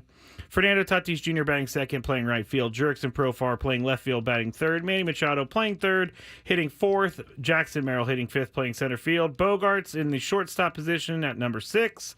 Cronenworth, number 7, playing second base. And then you have Donovan Solano playing first base tonight at the 8th spot, and Kyle Higashioka catching for the Padres tonight in the 9th spot. We have Michael King pitching for the Padres tonight, and Landon Knack is going to be pitching for the Dodgers. He's 3-4, 3.39 ERA with 61 strikeouts. Here's the Dodgers lineup: Ohtani DHing, as we know. Betts. Wait a second. My thoughts on the Dodger lineup. Okay.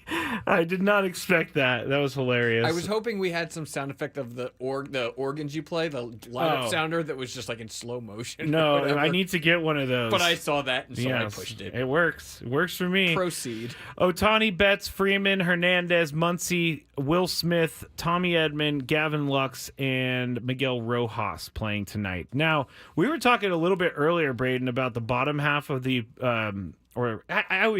Chris always gets mad at me for this. Is the 5 through 9 part of the order the bottom half of the order or the top half of the order?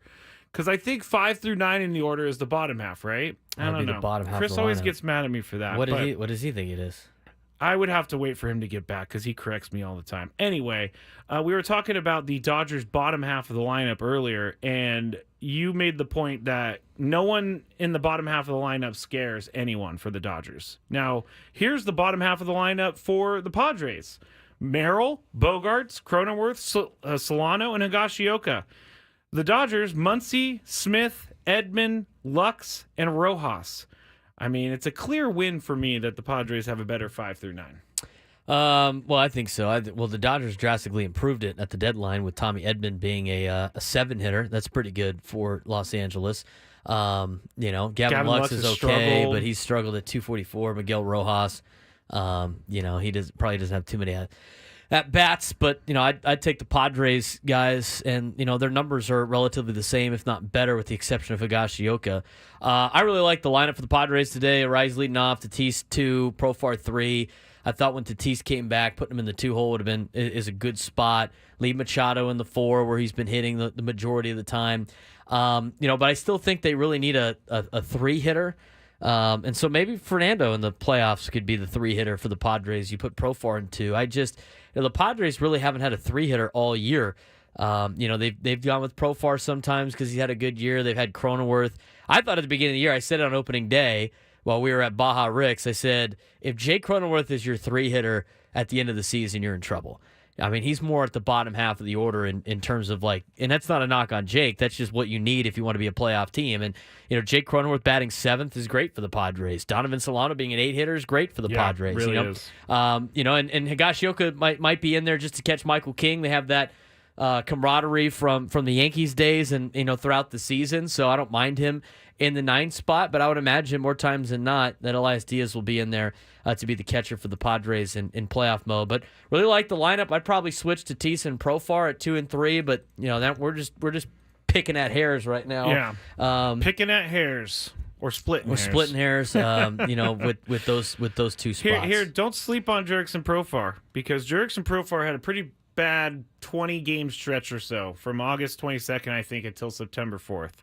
In the last 15 games, Jurickson Profar is hitting .345 with 3 home runs, 6 walks, and he has an OPS of 995. So Jurickson Profar is starting to make his way back to the Jurickson Profar we saw earlier in the year. Fernando Tatis Jr. in the last 15 games, hitting .311 with 6 home runs, 11 RBIs, 2 stolen bases, and 2 walk-offs. And I don't know if it's the last 15 games, but Fernando, it's kind of crazy to me that both of his walk-off hits have happened in the last month.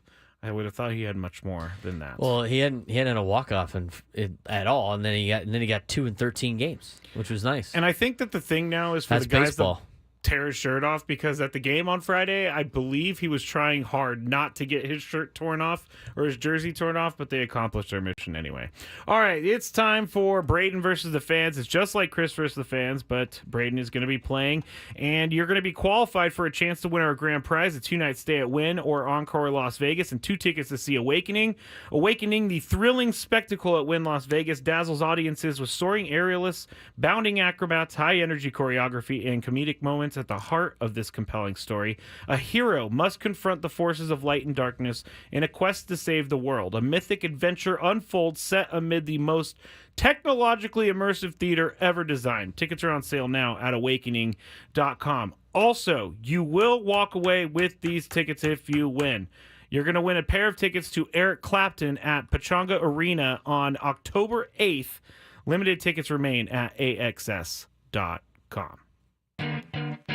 If you had one shot, one opportunity to take down the human almanac himself, Howdy do. now is your time. Listen to me, this guy is dangerous. Now is your opportunity to win a prize. Well, I hope you know what you're in for. Chris versus the fans starts now on 97.3 The Fan. The rules. You have to make it through 3 questions. Each question will get more difficult. If you get the question right, you move on. If you get it wrong and Braden gets it right, me, Ron Burgundy again, you are eliminated. If Braden gets it wrong, then you move on to the next question or you win. And if you're a first-time player... Thanks, guys. Just let me know before the first question. And you'll get that question for free today. And Chris versus the fans is presented by SD Fat Loss. Lose 20 to 30 pounds in just 60 days. Visit sdfatloss.com to schedule your free consultation. All right, all of that is said. Let's go to our first contestant. Let's go to Javier in Chula Vista. Javier, are you ready to play, here, sir? How are you doing? Good. I'm ready. All right, here we go. Question number 1. Who leads baseball in home runs so far this year? Aaron Judge. Aaron Judge is correct. Now, question number 2.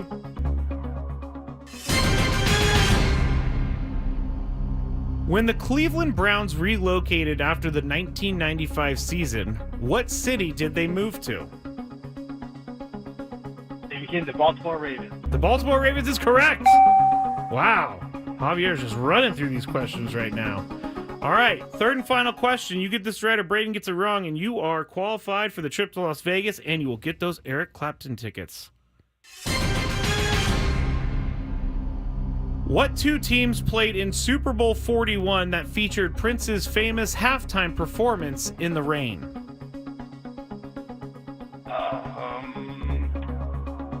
41. Let's just say it was the Patriots and the Eagles. Patriots and the Eagles is incorrect. I don't know how Braden's Super Bowl halftime knowledge is, but Braden, what 2 teams played in Super Bowl 41 that featured Prince's famous halftime performance in the rain? I have no idea. You have an idea. I don't. I have no idea. I cannot keep track of what Super Bowl teams were in what years. I have no idea. Thank you, Adam. All right, well, that's it. Man, Javier gets the win. He gets their Clapton tickets. He gets the qualification. It was a pretty bad game. Super the Colts Bowl and the Bears. Oh, really? Colts and the Bears. It was that old? Yeah. I thought that was a more recent one. We named the starting quarterbacks. Rex Grossman, Peyton Manning. Peyton Manning, for sure. Thank you, Javier. Hang on the line. We're going to get your information in the break. What year was this? 2007? Sure. 2007. I was in 6th grade. No, this was one of the worst Super Bowls ever because Rex Grossman, I believe, sacked himself a few times. It was raining. Didn't they take the opening kickoff back to the house? Devin Hester did. Yeah. The other thing in this game that I thought was fun was actually Prince's halftime show was pretty cool. He sang "Purple Rain" in the rain, and everybody thought that was great. I believe that Super Bowl was in Miami. It was in one of the Florida. Can I give an unpopular opinion? Yes. I don't like Prince. I don't mind that. I think he's all right. I don't mind that. I mean, is the chat going to go crazy on you now Probably. because you said Don't that? at me. It's fine. Like, I'm not into him. All right. Well, I was 12 years old when that Super Bowl happened. No wonder I had no idea. My goodness, you were 12 years. I feel really old. I was in 6th grade. I was 12. Oh my gosh. No Junior says, no wonder overrated, I don't remember. Adam. Tyler said, how could you? Matt says, not unpopular, just bad. That's right. That was the year fine. that I the can take Chargers it. should have went. And McKee, Klug, how dare you? Tyler, amazing guitarist, vocalist, lyricist. What's not to love? Flanders also said that was the same year that Marlon McCree fumbled. Yeah, that's what I saw that. What music are you into, Adam? So a lot of people checked out. Yes, Adam Paul 100% is did. asking this. What music are you into, Adam? I like a little bit of everything. I listen to a lot of rap. I like Red Hot Chili Peppers, Pearl Jam. I like a lot of rock stuff. Dave Matthews. I mean, I listen to a lot of stuff. I just don't like bad music. Oh man, see, I can't even go there. I hope got Woods some is good listening songs. right now. I don't know what how he feels about Prince. Do you know how he feels? I about know Prince? Annie loves Prince. Annie so. Halbrin loves Prince. I mean, a lot of people do.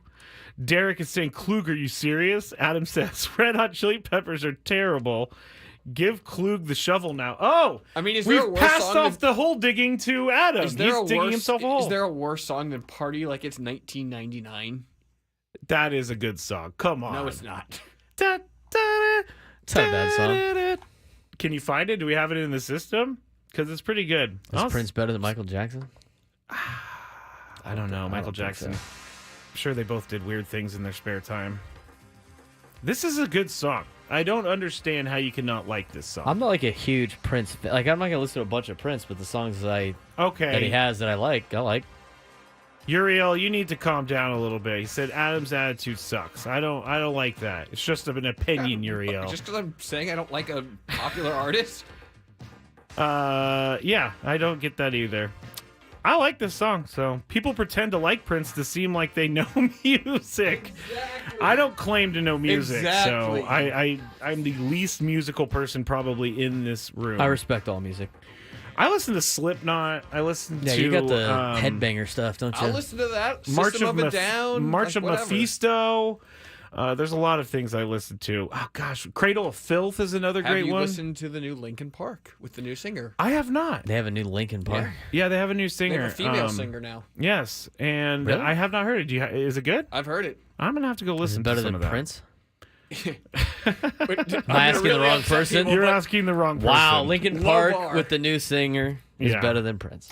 All right. You heard it here first, not from me. Braden, 0 for 1 in his first foray into Braden versus the fans. We'll play again tomorrow. In my defense, my knowledge is not as abound because I haven't been on this planet as long as Chris. Well, no one has. I mean, he's the oldest living human being in the world. Come on, we all know that. When we get back, I'm going to tell you something about the Rookie of the Year award that might also be absolutely.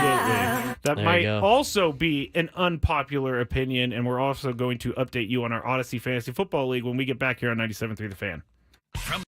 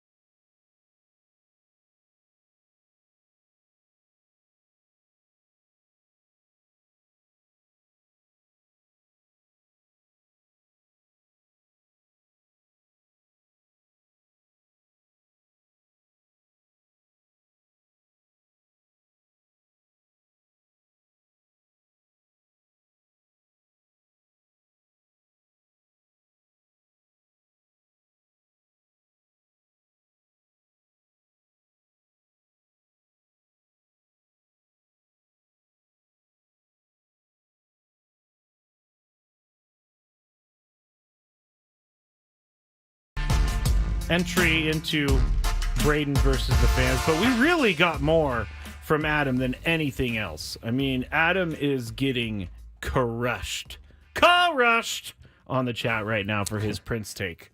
I Need Money goes, I'd rather listen to Joe Davis call baseball games than listen to Red Hot Chili Peppers. Well, I Need Money is just on Adam for his Red Hot Chili Peppers. That's just crazy. I mean, I am not a huge fan of Joe Davis. He's a good announcer. He's really good.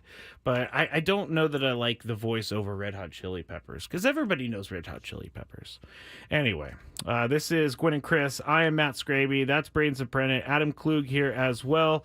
Tony Gwynn Jr. will rejoin us for the Big Five here in about 20 minutes or so, and Chris Ello is on vacation. He will be back next week. He actually texted Tony and I today saying that he was in Portland, Maine, and he is now back in the United States of America. Where did he go again? He went to Canada? He went to Canada. He did like a little river cruise, I believe. Oh, wow, river cruise. Got to see all like these different foliages, I think is how you say it. The different leaves. I don't know that the leaves are changing in September. They do. Okay. Up that way? Yeah. I didn't know I had an arbor. Well, I just saw a graphic on that of like where leaves start to change at what month, like on a map, and like by that part of this continent's leaves are already changing. All right, well, good for Chris. He'll be back in a week, and we'll go from there.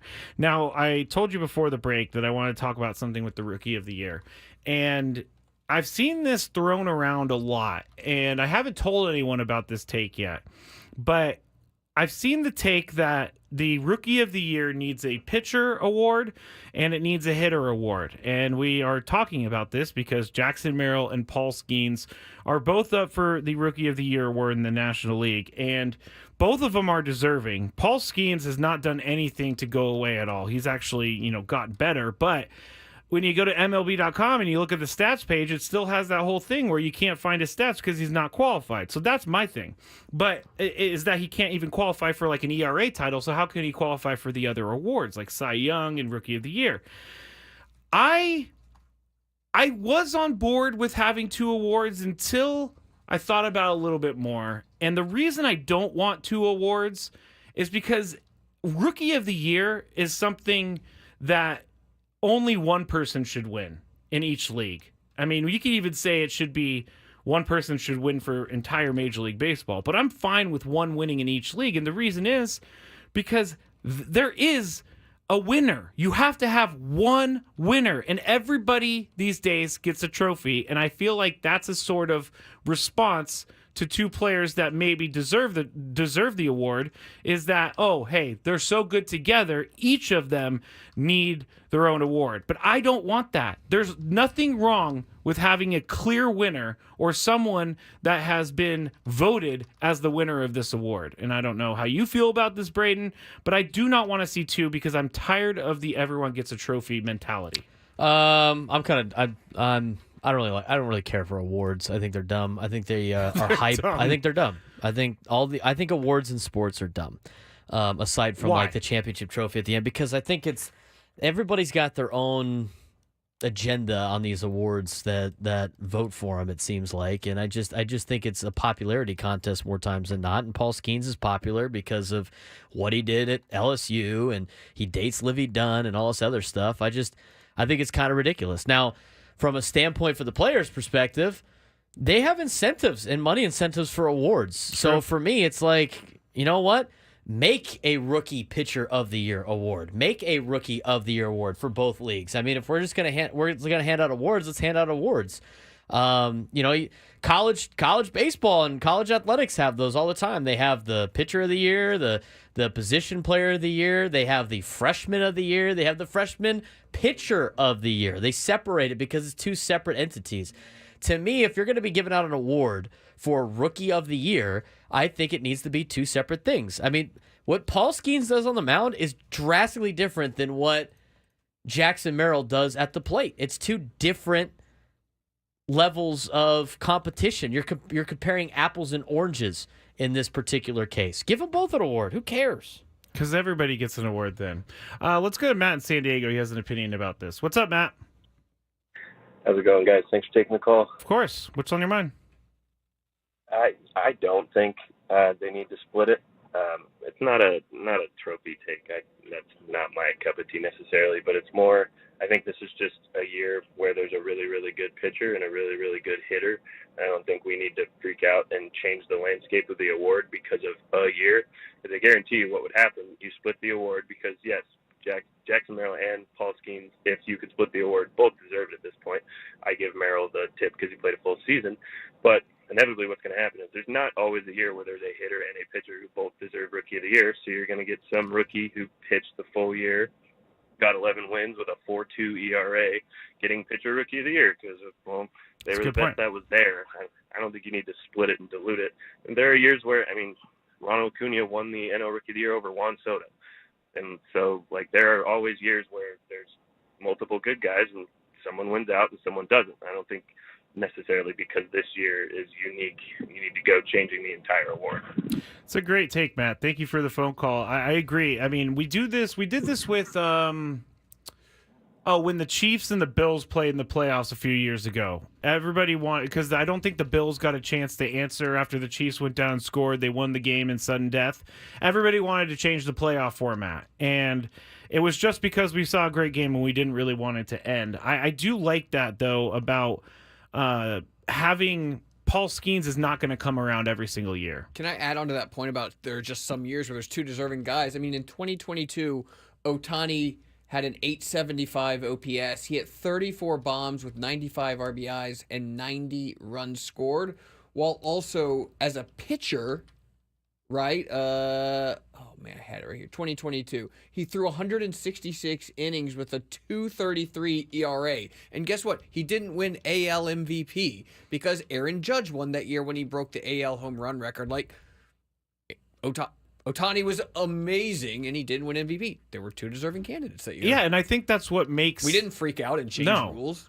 I think that's what makes this thing so... because at the end of a career, you're going to look back and you're going to say, oh, Ohtani only won X amount of MVPs. You know what I'm saying, Braden? If you say, okay, Ohtani won, if he has 8 MVPs, but 4 of them were shared, it doesn't really make a difference to me that they're shared. Or if he's the best pitcher or the best hitter, I'm sorry. You know what I'm saying? I really don't think it's that. I don't think it's that deep. Just hand Am I out making this too deep? Hand out the awards. To that's me, not. That's not how it happens. But they made relief pitcher of the year for both leagues because the Cy Young wasn't enough.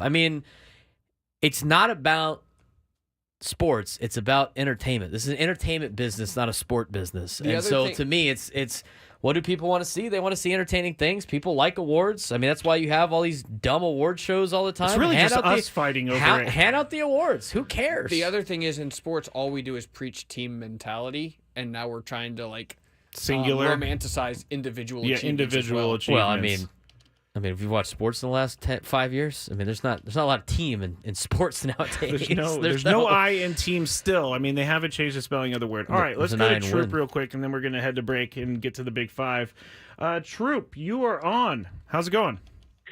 Hey, what's up, guys? Real quick, I heard something the other day that Jackson Merrill won Offensive Rookie of the Month, and I don't remember who won Rookie Pitcher of the Month. I'm not saying that we should do 2, but the MLB already has the format. So, if you're going to have, Jackson Merrill wins Rookie of the Month the entire time, and then Paul Skeens wins it 3 weeks he's been in the majors, yeah, then that's not fair. If he doesn't qualify for stats, it's not fair. Thank you, Troop. That's what it is. Thank you. So later, guys. Thanks a lot. Thanks very much, but Troop. as I said, awards in sports are not fair. It's about hype, and it's about getting people to talk about your sport, and it's not. That's why I don't like awards. I think it's a waste of everybody's time. So if you're just going to hand out awards because we want to make sure Paul Skeens wins an award because it's good for baseball, then just make the awards. That's what they're for. It's entertainment. It's get people involved. They're trying to make the casuals like the sport. You know who the casuals like? Livy Dunn. Who dates Livy Dunn? Paul Skeens, give him an award. Major League Baseball. They think young people are going to watch the sport if you give Paul Skeens But an here's award. the thing about Livy Dunn is at the dog park, this dad who has a daughter who knows nothing about baseball knows all about Paul Skeens because Livy Dunn is dating him. So it's the same thing with Travis Kelce. No, I get that. And here's my last point. And the reason that they probably are going to split up these two awards is because they can find two sponsors for the award, and so they can make more money. You can make money again. It always comes back to money. It's every single time. It's not about the sport. It's about entertainment. This is an entertainment business, not a sports business. They're going to give away the Rolaids NL Rookie of the Year Hitter Award or something like that. That's what's going to happen. All right, we're going to head to the What are you going to call him if you split him up too? The Rookie of the Year hitter, rookie pitcher, Rookie Pitcher of the Year. It's got to be the Paul Skeens Award because that's what it'll be in 15 years when he's done. I know I'm being a huge hater right now. Huge hater. I'm anti-awards. I figured this out. Didn't know that about you. Same thing with the Hall of Fame. I'm like, the Hall of Fame's cool for a museum part, but I can't get into the Hall of Fame discussions. It's a waste of my time. So when I asked you about someone being a Hall of Famer earlier, you were rolling your eyes at me. I was like, okay, cool. Put him in there. All right, when we get back, the Big Five, and Major League Baseball had really high attendance numbers this year. We're going to tell you how many fans actually showed up to games this year, and they're going to give their thoughts on why people are going to games. So you'll hear that when we get back here on Gwynn and Chris 97.3 The Fan.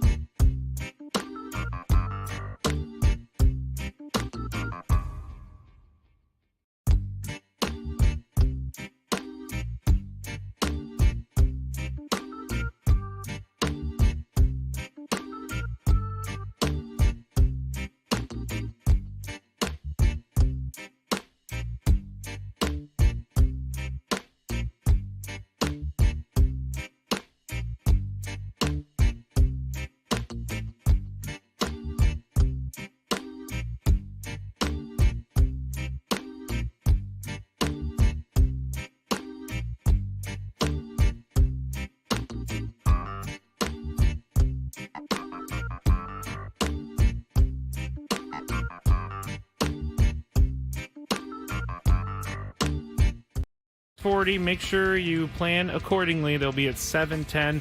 Sammy Levitt is going to be taking over the EcoWater SoCal Padres pregame show at 6:10, and he's also going to join us on the show at 5:40 from Dodger Stadium. So a lot still left on the show, including the Big Five, which is after your traffic report. From the 97.3 The Fan Traffic Center, here's Kelly Danick. Traffic is sponsored by Air Max, San Diego's highest-rated heating and air company. Visit them at airmax.com. Crash still in the clearing stage on northbound 15 at Ocean View and northbound side of the 805 at Palomar Street. Just past it, fire crew still picking up that slow lane, put out a car fire. Also in the North County, westbound 78, Mar Vista off-ramp collision.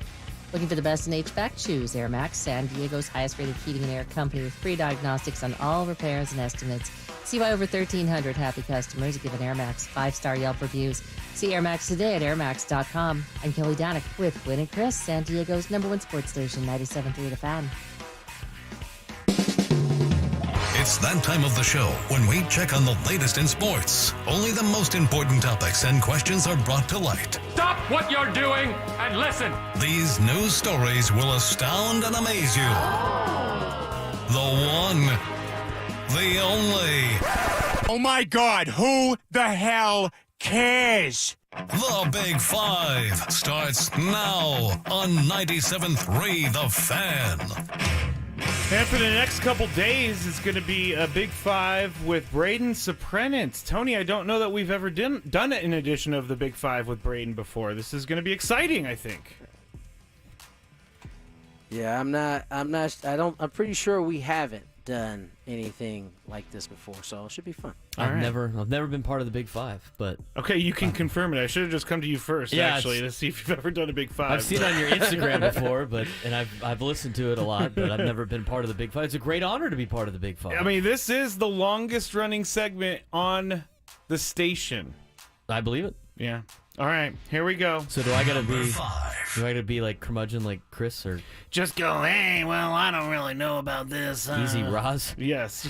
All right. Already off to a weird start here in the Big Five. Not only did the Padres set a single season attendance record, Major League Baseball is up in attendance as well. On the year, MLB games have drawn a total of 68,440,732 fans, which is up 0.7% compared to the same point last year. The first season after a number of rule changes was last year were instituted to improve the pace of play and increase in-game action. This is going to be the first time Major League Baseball has had consecutive years of attendance gains since 2011 and 2012. Tony, why do you think more people are going to games? They're more entertaining than they have been.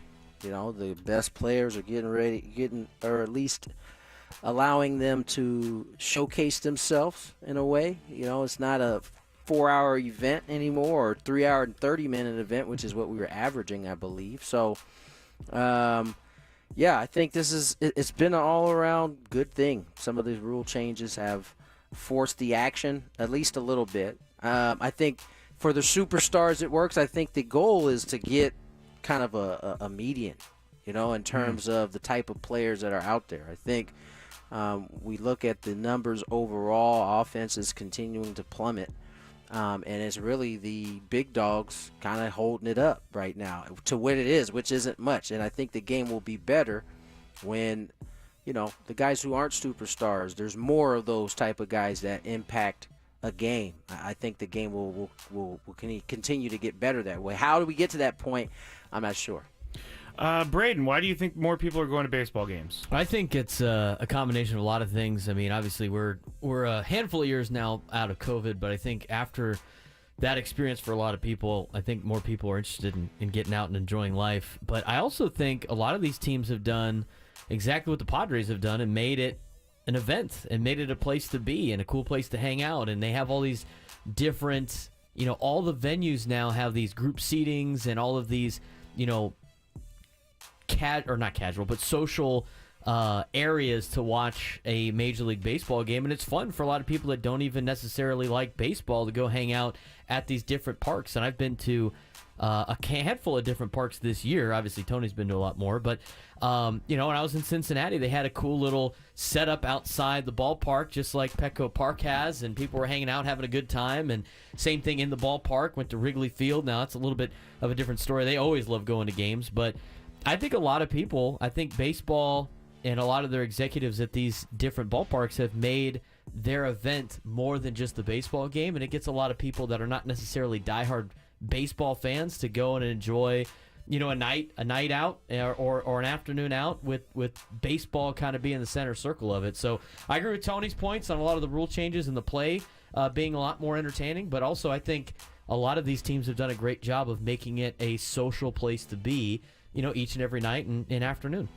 Wow, that was a great start to the Big Five, Braden. Great answer there. No, thank you. Great answer. Appreciate it. Tony, anything to add? Nothing? I think that a lot of that's true, especially the COVID part. People, I think being locked down has changed a lot of people's perspective in terms of getting out and as he said, enjoying life. I'm not sure, though, about the other state. I've been in a lot of these stadiums, man. Nobody's doing it like the Padres are doing it. Now, Cincinnati, which Braden brought up, is a good one. But the common denominator is there's someone for them to go watch, right? At Ellie De La Cruz, I went there last year, went there this year. He is the reason why people are showing up to the ballpark. And I think, you think about stolen bases, you think about some of the things that he's taking advantage of. It forces people out to the park to come watch. In terms of that. In terms of what the Padres do, I honestly, when I say that it's one of a kind, it truly is in terms of the fan experience that you get at Petco. There just isn't any place like it.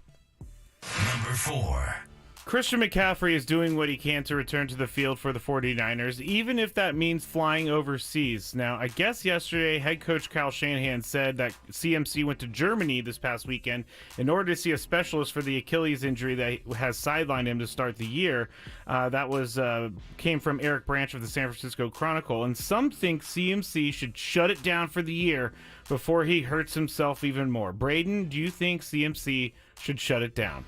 Well, I think it really depends on what the specialist says about his injury. Obviously, if they think he cannot heal in time and needs an entire year off, then he obviously should shut it down for the season. But, now with the NFL season being so long, he could shut it down for half the season and still make a huge impact for the Niners in the second half if that's enough of the recovery time. So I think it all depends on what the risk reward is for Christian McCaffrey and his long-term future in the game in terms of how much more damage he could do to his Achilles. An Achilles injury that is a catastrophic injury for all athletes.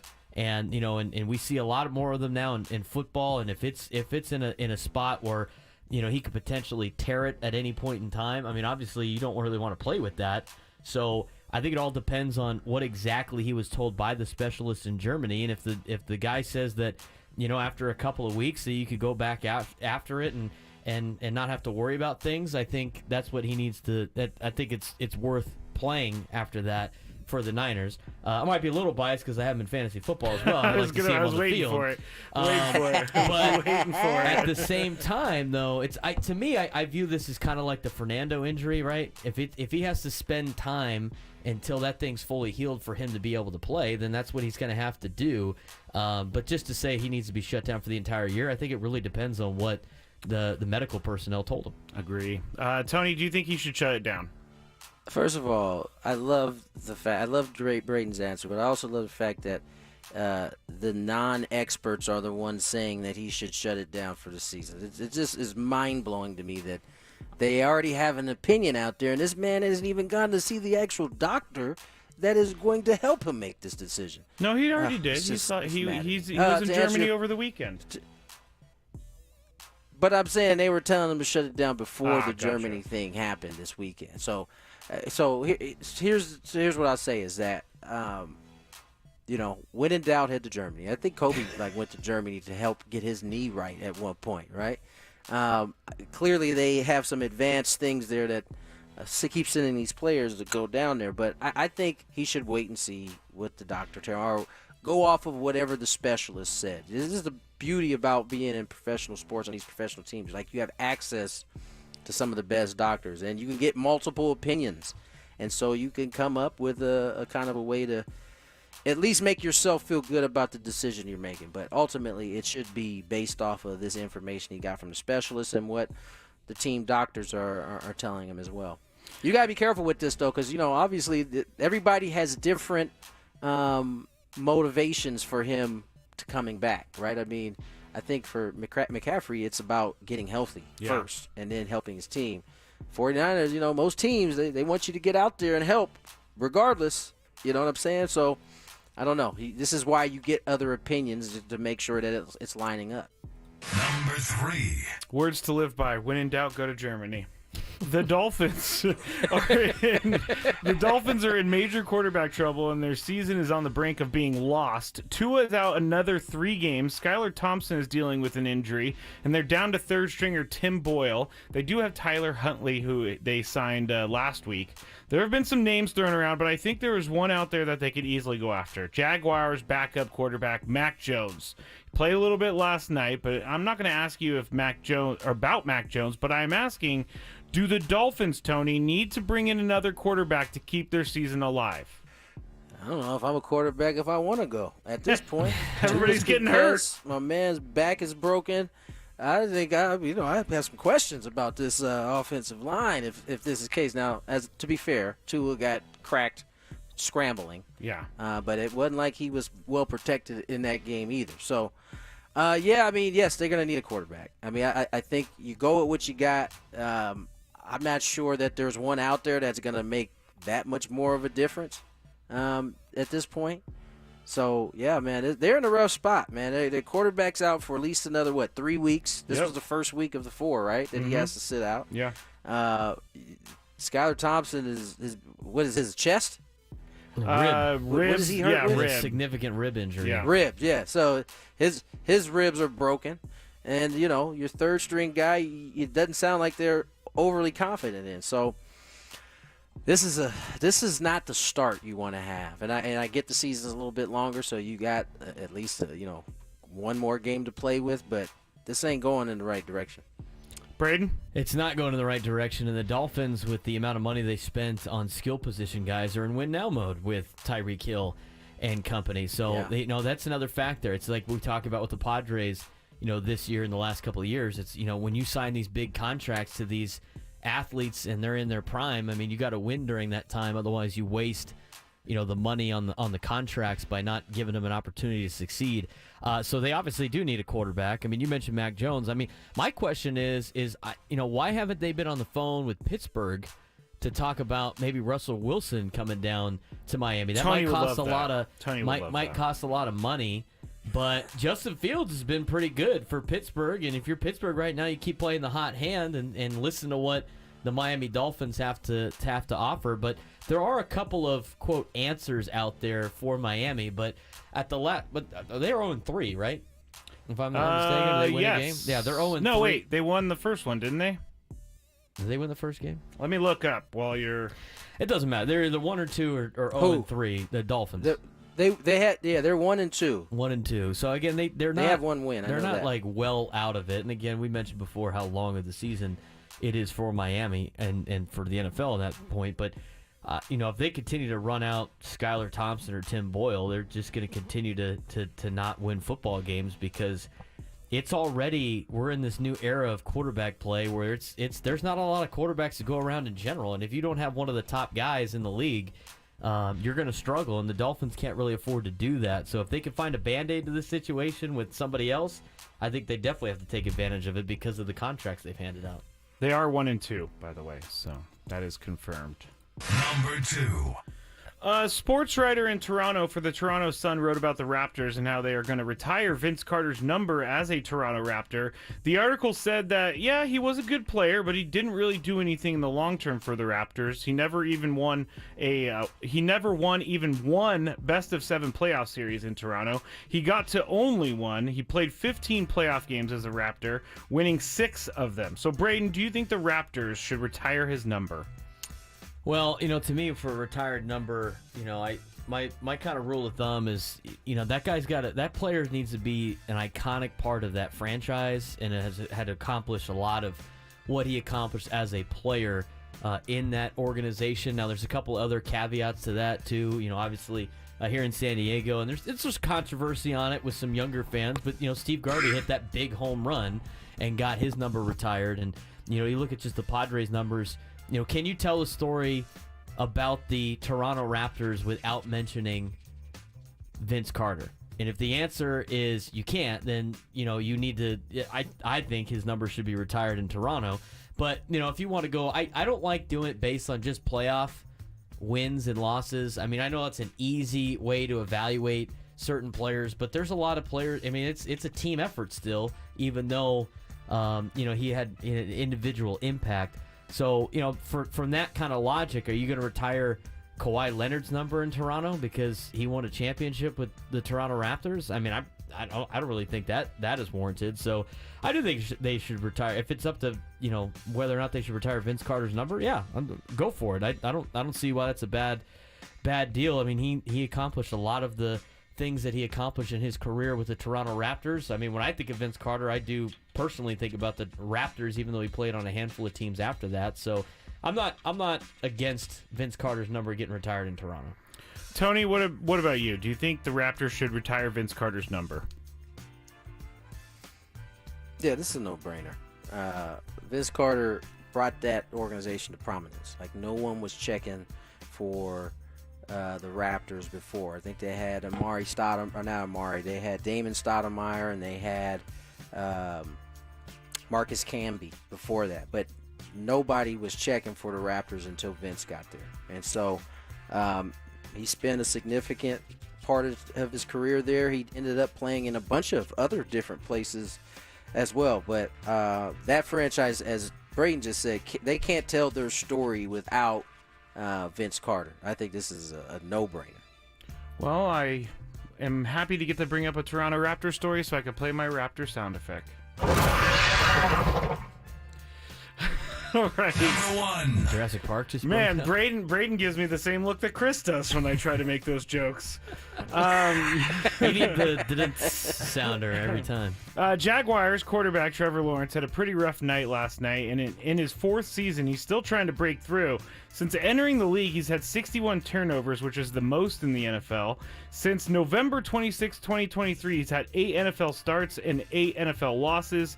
He has a record of 20-33 as a starter, and the Jaguars signed him to a 5-year, $275 million deal, and they really can't get out of it until about 2029. Tony, do you think Trevor Lawrence has his best play ahead of him?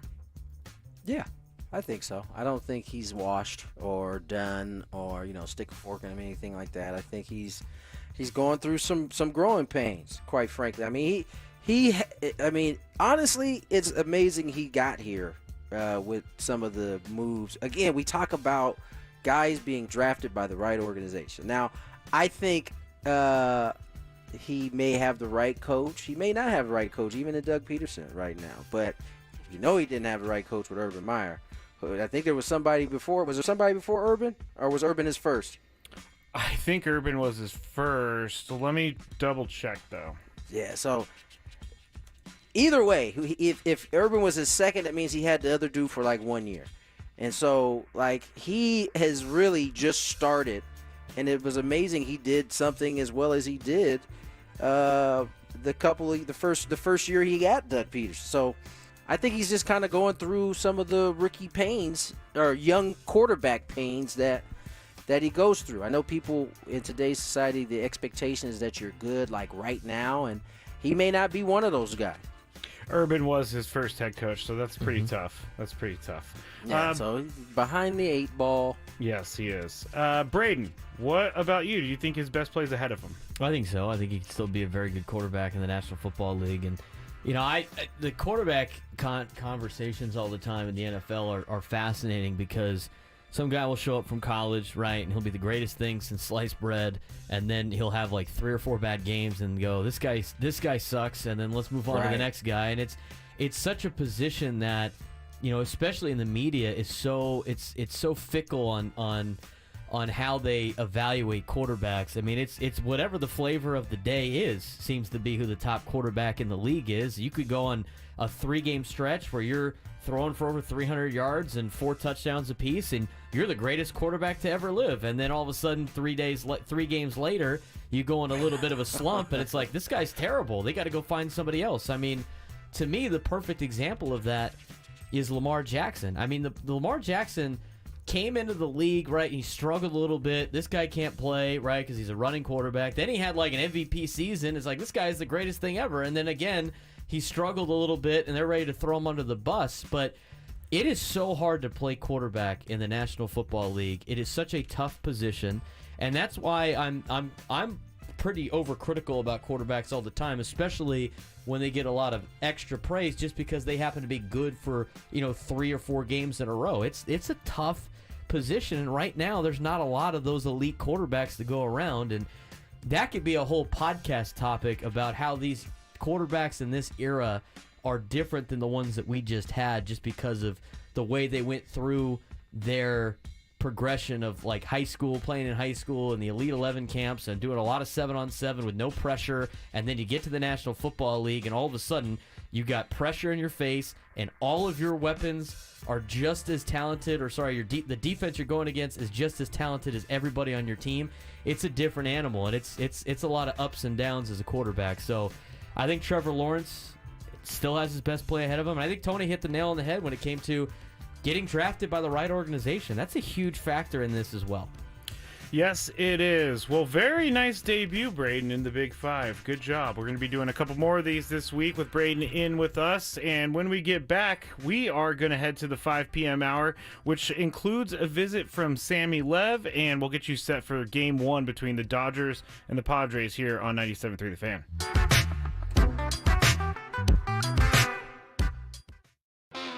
Did you catch?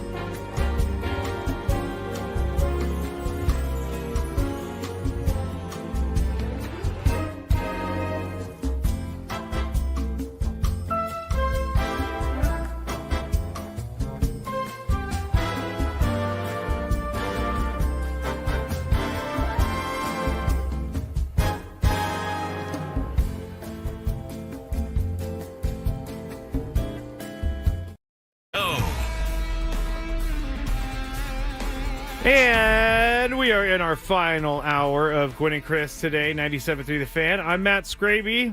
Braden Soprenet with me here for the rest of the show. Gwynn and Chris, Tony Gwynn Jr. getting ready for the game tonight. Game 1 between the Padres and the Dodgers up there at Dodger Stadium. Chris Ello on vacation. He will be back next week. And I'm going to start this hour off. By the way, we're going to talk to Sam Levitt as well at around 5:40. He is up at Dodger Stadium, so we're going to check in with him. But I'm going to start with some good, positive stats. And that would be Fernando Tatis Jr. at Dodger Stadium. Because if you don't know, he has a plaque there for having one of the longest home runs in Dodger Stadium history. But he's also been very good at Dodger Stadium in 130 plate appearances and basically 31 games. He's hitting .314. He has a .981 OPS. He has 11 home runs, 22 RBIs, 8 walks, and he has, let's see here, no triples, 4 doubles. Basically, Fernando Tatis Jr. likes hitting at Dodger Stadium, so that's a good thing for us to have going into tonight's game, Braden. Yeah, should be, and I'm looking forward to this game. I like the lineup the Padres put out there tonight. With Tatis batting in the 2-hole, got Profar batting third, a rise to the top. I mean, this is where it gets fun in Major League Baseball. As last week, it's got to come down to the last couple of days to determine playoff seeding and playoff clinching. But for the Padres, take care of business tonight.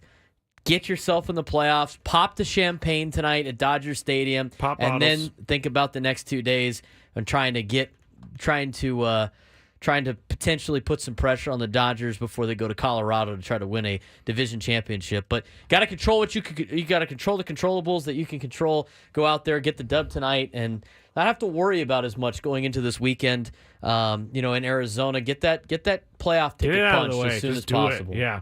Another good stat for Fernando at Dodger Stadium. Out of all the stadiums, obviously he's hit the most home runs at Petco Park. Second most home runs at Dodger Stadium.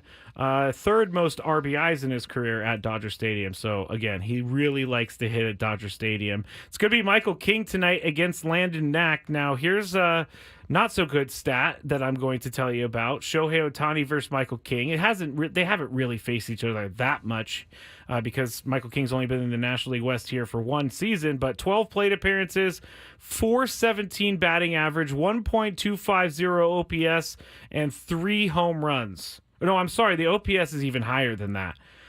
So Shohei Ohtani is someone.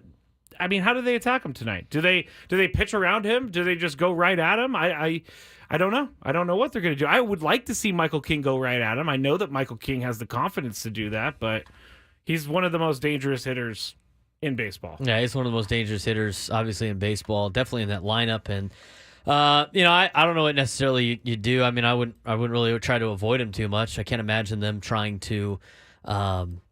Walk him to just start intentionally the game. Walk him. Yeah, well, because if you intentionally walk him, he'll end up at third base in 2 pitches. He will, with the amount of stolen bases that he has had. So, go after him and take your chances. Remember when Michael King made a start at Dodger Stadium earlier in the year, even though he got shelved, the Padres ended up coming back to win that game. They've had a lot of success against LA this year, so we'll see what Michael King's got. I know he's thrown his most innings he has ever thrown in his career in a single season. These are all playoff games. Regular season ended on Sunday. We're in playoff mode now, and now's a good opportunity to see what Michael King's got. And at this part in the year, when you start putting together your playoff rotation, 12-9 record for Michael King this year, 3.04 ERA, 198 Ks. And Michael King, the start you're talking about back at Dodger Stadium when he got shelled, but they ended up winning, believe that went to extra innings, and I believe Jackson Merrill kind of made his first foray into saving the Padres and doing great things for the Padres. I think he shot one through the 5.5 hole. He did, absolutely, and that's part of that comeback, which was great to watch. It was. Now, AJ Cassavell put out an MLB.com article, and it's about the Padres' potential postseason rotation plan in 2024. And I've talked about this a couple times, but I think in a wild card series it's going to be Cease, Darvish, and Musgrove. But you do have other guys that could start if you needed it, like Michael King could definitely be one of those three. Let's talk about Martin Perez, because he has been incredible for the Padres. In the month of September, only 3 starts, but 1.08 ERA in the month of September. In August, he had a 3.41 ERA, but he also won 2 games. Martin Perez came from the Pirates. He was having a pretty mediocre year, pedestrian year with the Pirates. Comes to the Padres, and he's now one of those guys that when they get through the rotation, he's not an easy pitcher for teams to face. No, he's not, but I think he's probably going to end up in the bullpen when it comes to the rotation. I know on the round table they discussed potentially starting Michael King in the first game and kind of mixing it up. I don't think you really need to mix it up that much. I think you go with Yu Darvish and Dylan Cease in one of the first 2 games. I think you go with Joe, especially in a game 3 if it has to be a winner take all in the wild card. There's nobody I'd rather have out there than the San Diego kid representing his city to go out, because you're going to get everything and more out of Joe Musgrove in a situation like that. And then you go down the list of potential other spots, but I like putting the rotation together like that. I think you need experience. I think you need veteran experience to factor in as part of this starting rotation in the postseason. And I think you can use Michael King in the bullpen. I think you can use Martin Perez in the bullpen as well. And if you got to get to a game 4, look, you're a way better situation with either of those 2 players than you are in 2022 with Mike Clevenger and Sean Manaea. I mean, point. You're in a way better spot. So go with the vets. The vets have experience. They understand. They've been on the big stage before. They've pitched in big games. They've pitched in postseason games. Go with Dylan Cease. Go with Yu Darvish. Go with the guys that got you here. Don't try to reinvent the wheel or overcomplicate things. And then when you got Michael King in game 4, you're all dialed in. If you need to use Martin Perez out of the bullpen or Michael King out of the bullpen, they got experience doing that with long relief. You got a lot of great problems on your hands. I mean, these are all problems that are that I think a lot of teams in Major League Baseball wish they had. Yeah, I guarantee you they wish they had that. But you're right. I mean, 2022, thinking back to that year, and shameless plug for 12 Games in October. It's a podcast where I did a podcast, 1 episode for each game in the playoffs of 2022. But I was going through it couple weekends ago, and there were so many pitchers that I didn't even realize that the Padres had back then. I don't even know how they made it to the NLCS with the kind of staff that they had, because it was basically Yu Darvish and Joe Musgrove, and that was about it for them. But somehow they made it through. Somehow they did. And this year they're stacked. I mean, they got a good bullpen. They have a good starting rotation. They have a good lineup. I just saw on the chat, the YouTube chat, if you want to watch us on YouTube, just search 97.3 The Fan in YouTube. Chris said Eric Hosmer's podcast had Toddy talking about crushing that baseball at Dodger Stadium. That's where he said he was pissed off missing the playoffs, so he took out his frustration on that home run. It's I want to see it again. I want to see Fernando Tatis Jr. just crush a couple baseballs at Dodger Stadium. But really, is this a warm-up for the postseason? Or are we just taking these as just another 3 games? Regular season These games. are playoff games. You're playing playoff teams. You got to, you're trying to still win. And in that clubhouse, they still believe they can win the division. I mean, math is telling me that it's going to be very, very difficult. But if you take it one game at a time, and see what happens, the one thing that math doesn't factor in is pressure. And if you get game 1 against the Dodgers and you pop your champagne because you're going to the postseason, and you start going after them again in game 2, all of a sudden midway through game 2, they're going to start feeling the pressure about, being the big dog all the time and being the big brother and dealing with the little brother coming up and trying to take what they have just had as theirs for years and years and years. You put the pressure on them, all of a sudden things start to change. And we know about the Dodgers handling pressure. Just look at their postseason experience. What happens, Braden? They fold. They every time there's pressure with the Los Angeles Dodgers, historically, they have folded like a lawn chair. And the only time they didn't do that was in the shortened COVID season. And so, which I find funny that the 2 championships that LA has gotten in the last couple of years, and I guess you can include the Rams in that, but not really. Bubble championship for the Lakers, COVID year for the Dodgers. And as much as us in San Diego would have taken that championship if that was us holding up the hunk of metal, as the commissioner calls it. They haven't done well in the postseason because they can't play with pressure. And so if you got pressure on the Dodgers going into this series, I like my chances if I'm the San Diego Padres. Put the pressure on them to have to go to Coors Field, which anything can happen, and have to beat the Rockies all 3 times. And let's see what happens. But you got to get that first step in beating LA tonight and get the champagne going in the dugout, and then think about popping champagne a second time this weekend. Yeah, I agree with that. And just for the record, I think the Padres have been playing like they've been in the playoffs for a couple weeks now, maybe more than that, because they basically had to come out of the All-Star break and win, and that's what they did. Now, someone on the chat says, I am scared to see Ohtani in postseason form. Braden was talking to me in the break. He's never been in the postseason. Reminded me he's never been in the postseason, so we don't even know what postseason form of Ohtani is. Although it does scare me. Maybe he can't handle the pressure either. Maybe he'll fold. I mean, maybe. We'll see. Guy's never played in a big game in his life. What are you talking about? Hey, WBC, baby. I know. WBC, Struck baby. out Mike That's Trout. true. That's true. I was just being facetious. Facetious. I do think it's just kind of a funny joke with that. But I mean, look at last year. Mookie Betts, if I'm not mistaken, Mookie Betts didn't get a hit in the postseason last year, or maybe he got one against Arizona. Couldn't tell you. It's different. You never know. And when pressure happens, it really it's a big impact in the postseason. And Padres got a lot of veterans on that team that know how to handle playing in the postseason, and that's what I think. I think they got a chance. I had a friend last night ask me. He said, realistically, not being and he called me a biased radio guy working for the flagship. Realistically, how far do you think the Padres can go? And to me, I actually thought about this when I was driving home from work 2 days after the trade deadline, thinking about the team that they had put together. And to be honest with you, I was like, this team is built to make a run. They're built to make a run. They have the bullpen. The big red flag was whether or not Yu Darvish and Joe Musgrove, one, were going to come back, and two, if they did come back, if they would be at the form that they were before they left. And the answer was they are.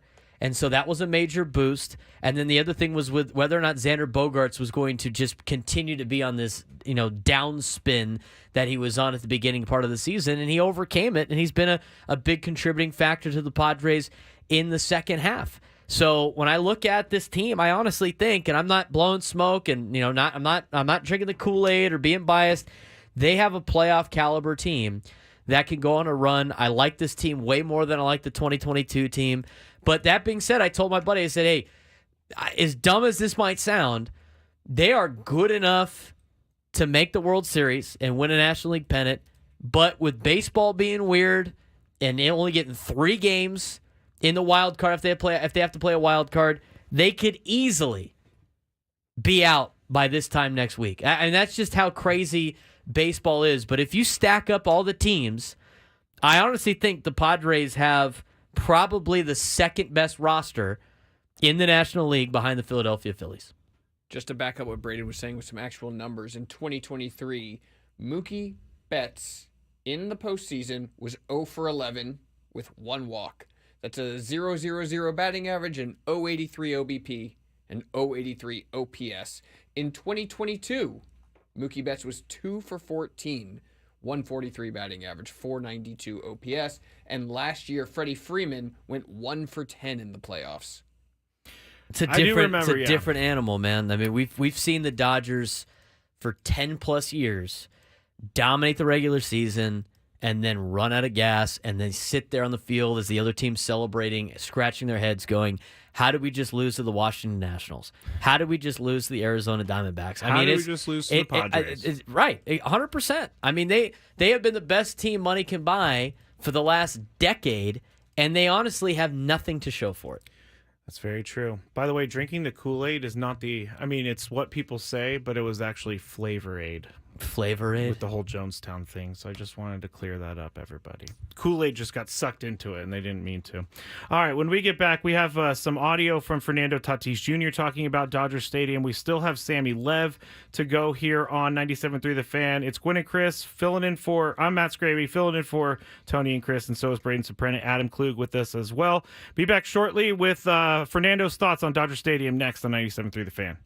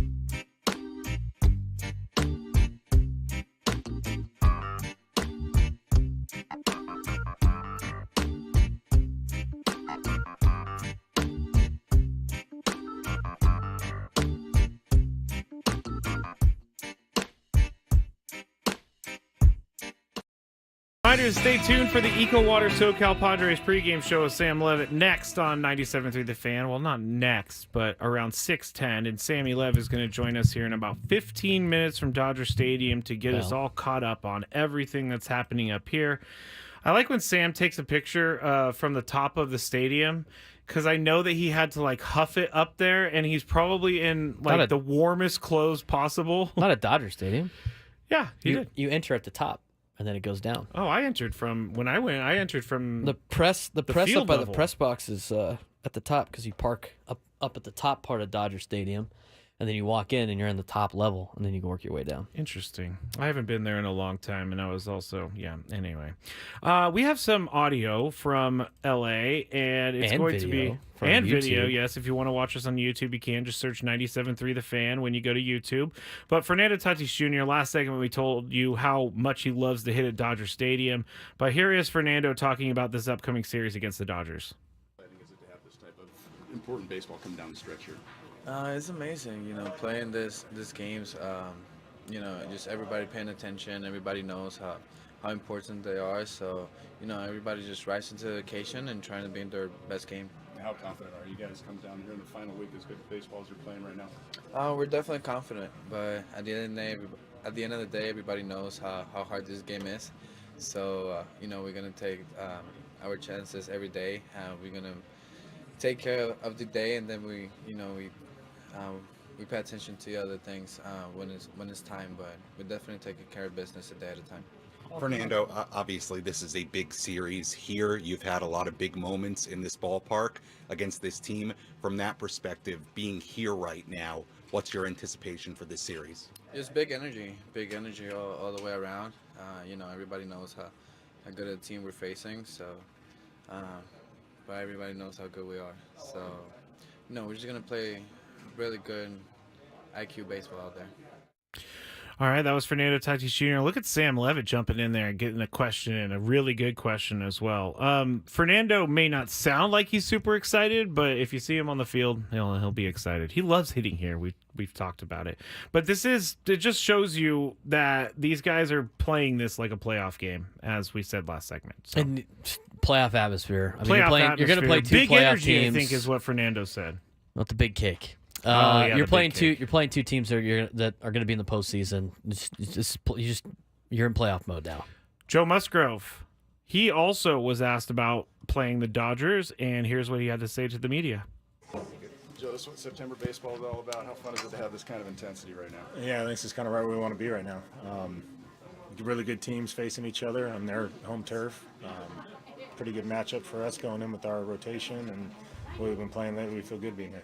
What are you looking forward to in terms of the intensity that's going to be here, the energy that's going to be here in this series? Just the atmosphere is going to be intense. I know we'll get quite a few people making their way up from San Diego. This place will obviously have plenty of Dodger fans, so it's always a fun place to play, especially at the end of the year when you're playing for something a little more. You guys have played well against the Dodgers all season long, and you're playing great baseball right now. How confident are you guys just here going down the final stretch? Yeah, good. I mean, we got two tough teams to play over 6 days, and we're not downplaying it at all. But our confidence is pretty good. We've been playing really well. We've found ways to manufacture runs. We've gotten quality starts from our guys. Our bullpen's been doing their job. Bench guys coming in and getting the base when we need to get it. Our hitter's doing a job that needs to get done late in the game. We're just playing really smart, good team baseball. So we feel confident coming in here. We're going to give them everything we got.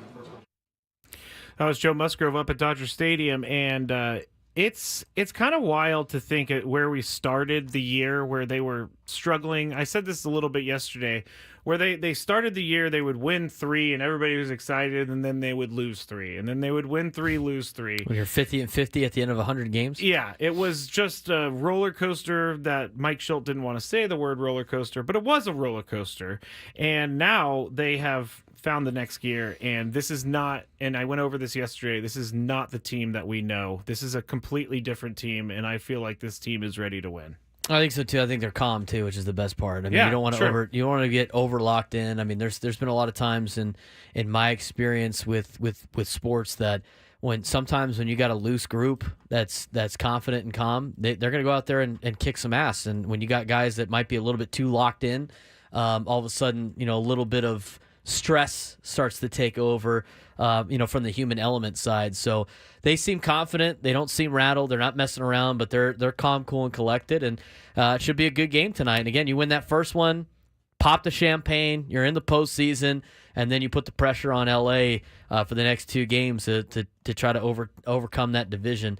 Again, it's going to be a tough task. Nobody's saying it's going to be easy, but a win tonight, Padres' chances to win the division jumps from 5% to 10%. That's pretty. There you go. If they sweep the Dodgers, it jumps to 42%. I know we all want them to win the division, but that would just be oh so sweet if they won the division. One of the things that you said right there was that they seem calm and loose, and a lot of the comments about the Manny Machado interview from last Friday was that Manny seemed very relaxed and he seemed like he was at a good place. So, hey, keep doing what you're doing, Padres, because you are putting yourself in a really good spot. This hour is brought to you by AleSmith 394 Pale Ale. AleSmith 394 Pale Ale, the official rally pint of the playoff push. Catch all the San Diego baseball action this week at the AleSmith Tasting Room in Miramar. Enjoy specials on 394 and more while you cheer on your team with fellow fans. Don't miss the excitement. When we get back, Sam Levitt up at Dodger Stadium. We're going to get his thoughts and ask him what the energy is like up there. So he joins us next, 97.3 The Fan. Chris.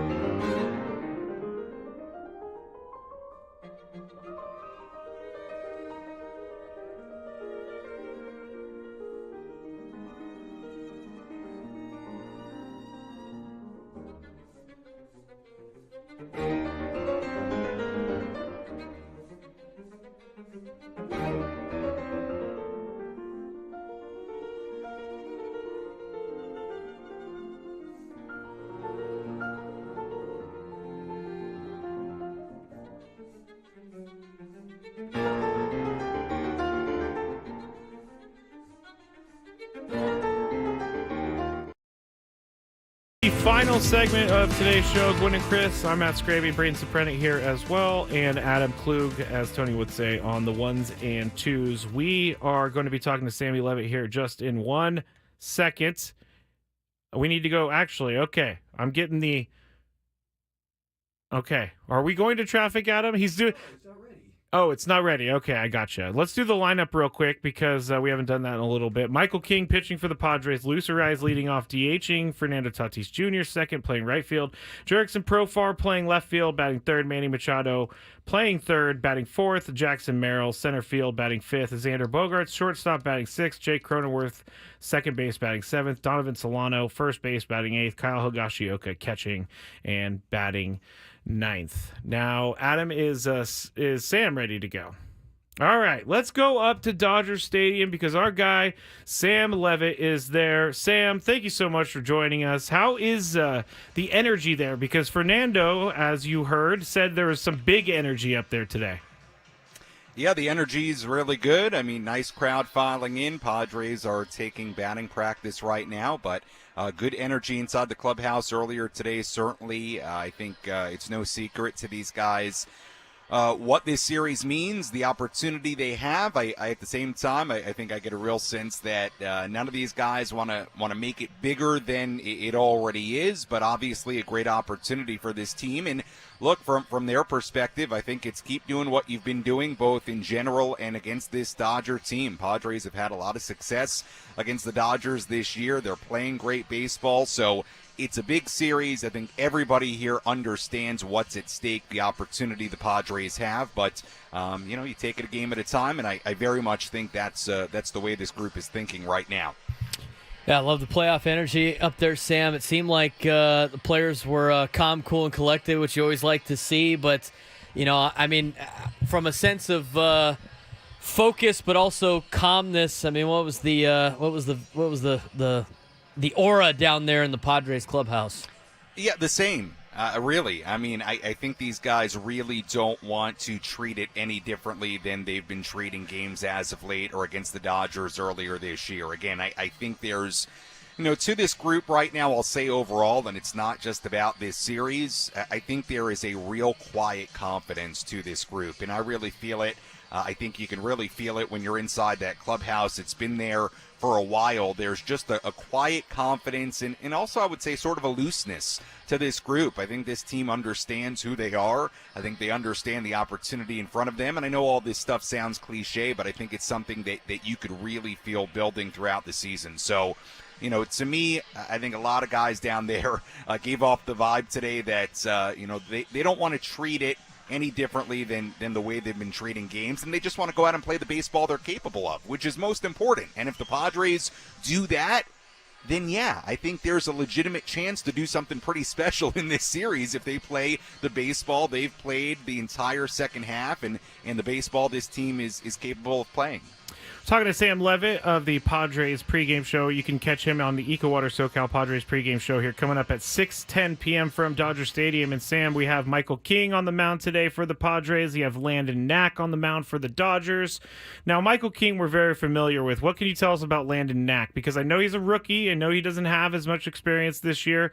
But also, I remember the Padres kind of struggling with the newer pitchers. So, yeah, Scraby, that was a story last year, and maybe it was a storyline a little bit early this season. I don't feel like that's been nearly the storyline it was earlier in the year. Certainly in 2023, they tend to have a lot of trouble with guys that they never faced before. But as of late, it feels like the Padres, when they face starting pitchers that are vulnerable, they've, for the most part, been able to take advantage or at least get the guys out of the game to get into a bullpen. I mean, we saw that the other day with the rookie that was on the mound for the White Sox. They got him out of the game and then got to the bullpen. As far as Landon Knack in particular, he's a 27-year-old rookie. He's been up and down between the big leagues in AAA this season. Had a good start against the Marlins his last time out. The one before that in Atlanta was not very good.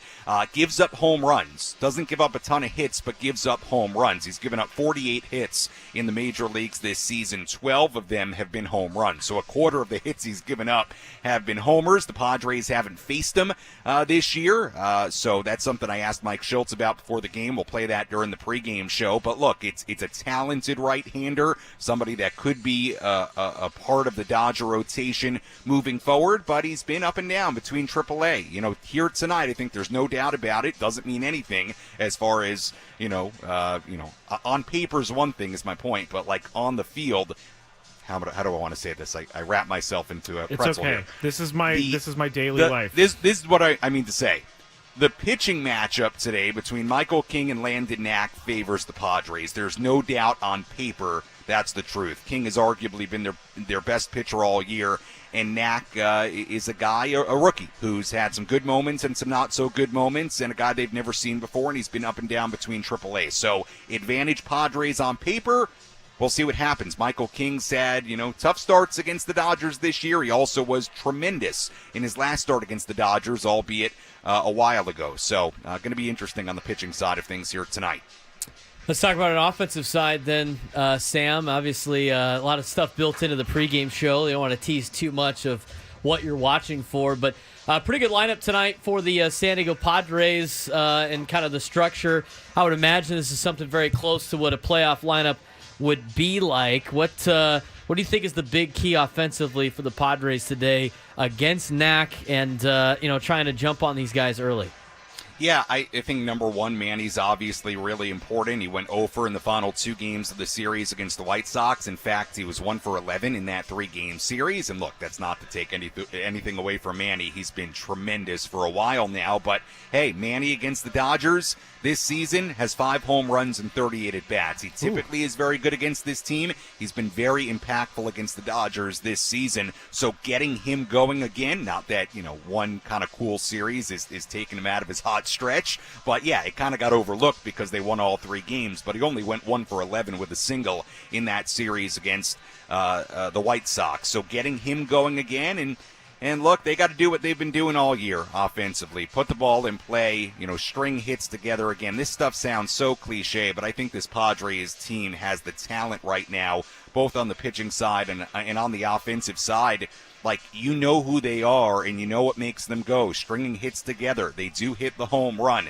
They pitch really well out of the rotation. Their bullpen, for the most part, has been sensational since the trades for Scott and Adams. So, back to your question, Braden, on the offensive side, I think Manny's a big part of it. But you're going to I think you're going to need moments in this series. Like, you're going to have some guys have some moments, just like they've done all year, whether it was Profar during the Mr. Relevant series earlier in the year here in L.A., or it was Merrill, and Manny having the big moments back at home, or Rise with the walk-off single. Like, you're going to need guys to have moments offensively. I think that's a no-doubt part of this series.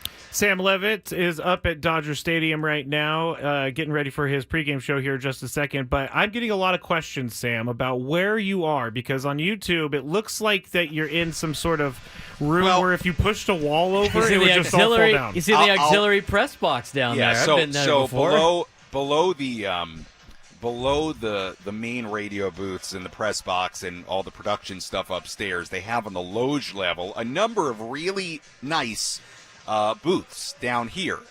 So, in fact, our great Spanish radio team, Spanish language radio team, we have right to my left here, so they're getting ready for the game. So I'm actually going to take my laptop, I'm going to spin it around, because it does not look very impressive when you look at it this way, nice, but if you the view is great. Flip it this way, yeah, it's awesome. Look at that. Wow! So it's a great spot. It really You're is. behind home plate for all those who are it not doesn't look watching on awfully YouTube. impressive when you're looking at it this way, because they're sort of just makeshift. Well, not makeshift, but they're they kind of built it right here with wood, and it's really fun. But the view's great. I mean, it's a great view of the game. No, so, the view is absolutely incredible. The view's great. I would imagine it's better than. I mean, that press box up there is tight.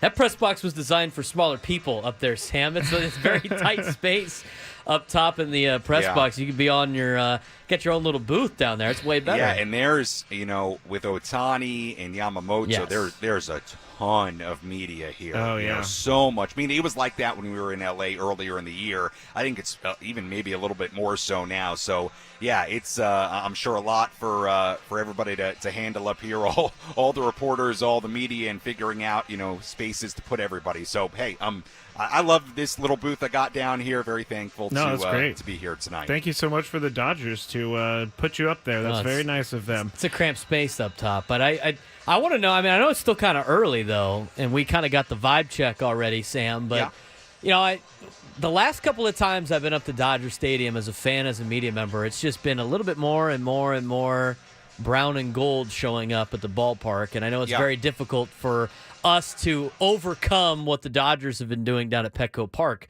a long period of time. But what's the how many Padre fans made the trip up there at least early on? I know it's a late arriving crowd, got to battle the traffic on a Tuesday. What do we think? It's a little hard to tell right now because it's still pretty, you know, sparsely, you know, occupied in the seats. But I see a Fernando Tatis Jr. jersey to my left. I see a couple of people down in the bowl. I see a couple of people down the right field line. They're scattered so far. I'll be interested to see what it looks like once this place is a little bit more full as we get towards first pitch. But I thought earlier in the year, when they were here, that there were a good amount of Padres fans here, and I'm sure there will be tonight. I mean, this is just a huge series, and obviously really easy to get to relatively easy to get to. You got to sit in a lot of traffic if you're coming up right now. But I bet there will be a lot of brown and gold in the stands here tonight, and already I see some. Yeah, I see some already here. I see a lot of city. We'll have to get the full report on the post game show, Sam. When everybody's popping champagne for a Padres playoff clinch. Well, you hope so. Did you bring a poncho? So. I'm a little nervous to say anything ahead of time. But look. Hold on one second. I'm reaching into my bag. Hold on a second, and I'm going to show everybody that's watching. Please tell me there's Mickey Mouse on my way here, yesterday, last night, I did buy. He did. He got poncho. One. Hey, that's good though. I did buy ponchos, and I will say this, and again, I want to make clear to everybody listening and watching. I'm not trying to jinx anything here, but you got to be prepared. Oh, you got to be prepared. You got to be prepared. Yeah. So, and I got an old pair of sneakers, too. See, that's good because I didn't wear in 2022. You got to be ready. I mean, let's be honest. You got to be ready. You do. I didn't wear a poncho in 2022, and my clothes were soaked. I got sprayed in the face with a bunch of champagne, but it was still amazingly fun. But then I look over at Adam. He's got some, Great Britain poncho on. I'm like, where in the world did you get a Great Britain poncho? And I still don't know where he got it Jeff from. Sanders had an extra poncho, and he gave it to me. Was it extra sweet because it was a Great Britain poncho? Adam will never live down the extra sweet comment. But anyway, thank you so much, Sam, for joining us. And you are going to you got to be ready. I'm not trying to put any jinxes out there, but hey, we all know what's at stake. You got to be ready for it. Before you go, Sam, what's the just for all the fans out there? I mean, there's a way for the Padres to clinch tonight without having to win, correct? Yes, there is. I believe. It's not that much of a curse. Yes, so, and I read this morning, and I meant to try to confirm this. Yeah, I mean, this is what I'm reading from MLB here. It was the Padres can clinch a playoff berth with a victory tonight, or with the Diamondbacks winning and the Mets winning tonight. Now, the Mets were losing early against the Braves, but look, it goes back to what we've talked about now, I think, for a couple of weeks. Look, Padres take care of their own business, and they're going to be fine, right? They're going to be totally fine in this thing and maybe have an opportunity to do something pretty special here, even in L.A. So, it'd be kind of nice for the Padres to clinch it with a win and, not have to do, champagne celebrations after a loss. Sometimes you got to do it. Hey, we did it last time in 2022 when they were playing the White Sox. It doesn't make it any less sweet to me. But by the way, let's get there first. All right, let's let Sam go. He needs to get ready for his pregame show. Thank you, Sam. We'll be talking to you soon. All right, guys, you got it. All right, Sam Levitt there at his little cubby in Dodger Stadium. His little cubby. It is nice though when he turned around. A great view. I think Adam's trying to fix the video. I guess I could do it too. I don't know why I'm not doing that right now. I'll remove Sam. There he goes. Nope, Sam's back. Nice guy. Hey, if you want to see the view, you just need to go to YouTube, search 97.3 The Fan, and go 3.5 hours into the show, and you'll be able to find it. I do remember it being extremely weird when the Padres clinched the playoffs in 2022 again, and they lost to the White Sox that day. I don't know if you were in there that day, right, Adam? I know you were in there for the Dodgers, but the actual clinching of the playoff, wasn't it kind of a weird feeling that everybody was celebrating, but they lost at the same time that day? Yeah, it felt weird, but again, that's the worst feeling. It was a dampened celebration, but a celebration nonetheless. Yeah, let's not have one of it's those. still a celebration for sure. And it's a season-long celebration. It's not like happened. And that that's day. why I know that the Padres have their eyes on the prize in terms of winning the division, but I still think they're going to celebrate, clinching a playoff spot, even though there's more to accomplish. Hopefully later this week, they're still going to celebrate this because it is an accomplishment to clinch a playoff berth. It's better to clinch on your own right and not wait on teams to lose. So go out there and take care of business. Braden, I'm just saying there's been a conversation about whether or not you celebrate just clinching a playoff berth rather than clinching the division title or something like that. And I'm saying I think that if they are lucky enough to clinch a playoff berth, they'll celebrate. And then if they clinch the division, they can celebrate twice. That's 100%. awesome. Hey, the champagne companies are not going to go out of business here in the next couple weeks. Braves up 5-0 on the Mets mid-6. Cubs up 10-2 on the Phillies top 8. Ooh. For all the fans out there that want to win 6 straight and potentially get the 1 seed. There you go. We talked about pay the attention Twins to that game earlier today. They're losing 4-1 to the Marlins. Yeah, we can get to the American League here in a second.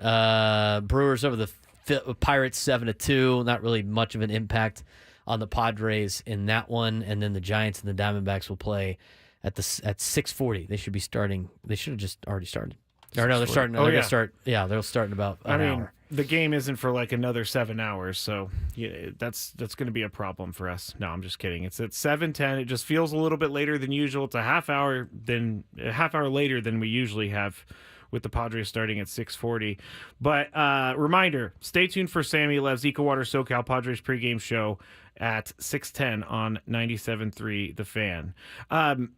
Again, this team seems ready to get this done. I don't want this to hang over the head of the team for a little bit. I mean, you said it. They can still lose and clinch at the same time, but just get it out of the way.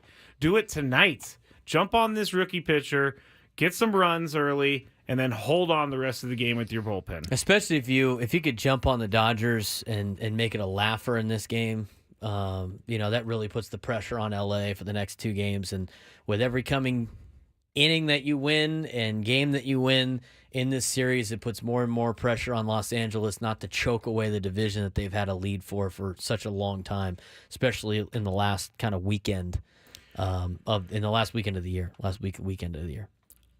Let's talk about something we haven't talked about today, and it's baseball related. It's National League West related, but Charlie Blackmon has announced he is going to be retiring from baseball after this season.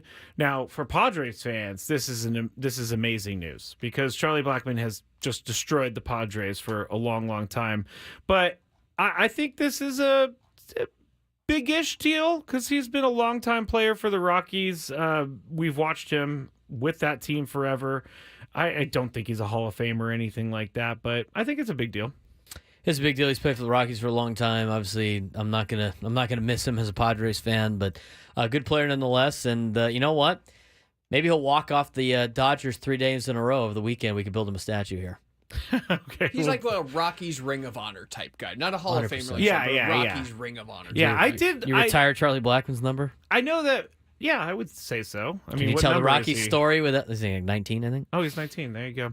I think that he should definitely be a Ring of Honor guy with the Rockies. 100%. Why not? Why He's been part not? of that organization for so long. You know what? One other thing that we haven't talked about yet today, and I didn't talk about it yesterday, but C.J. Abrams getting sent down by the Nationals. And we were all joking on text because we had heard that he was sent down because he was at a casino all night, and then he showed up for a game and he wasn't prepared for the game, all of that. And we were joking about it like, oh, hey, we need a picture of him sitting at a slot machine with a cigarette hanging out of his mouth. Well, we got the next best thing, which is him sitting at a roulette table looking very depressed. And I got to say, I'm a little concerned for C.J. Abrams. I think that this is from what we've seen, it seems out of character for him.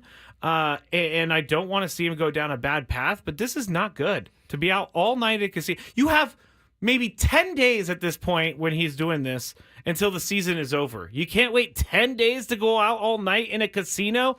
And there's the picture on Twitter right now, or on YouTube right now, of him looking down at the roulette table. Another side note.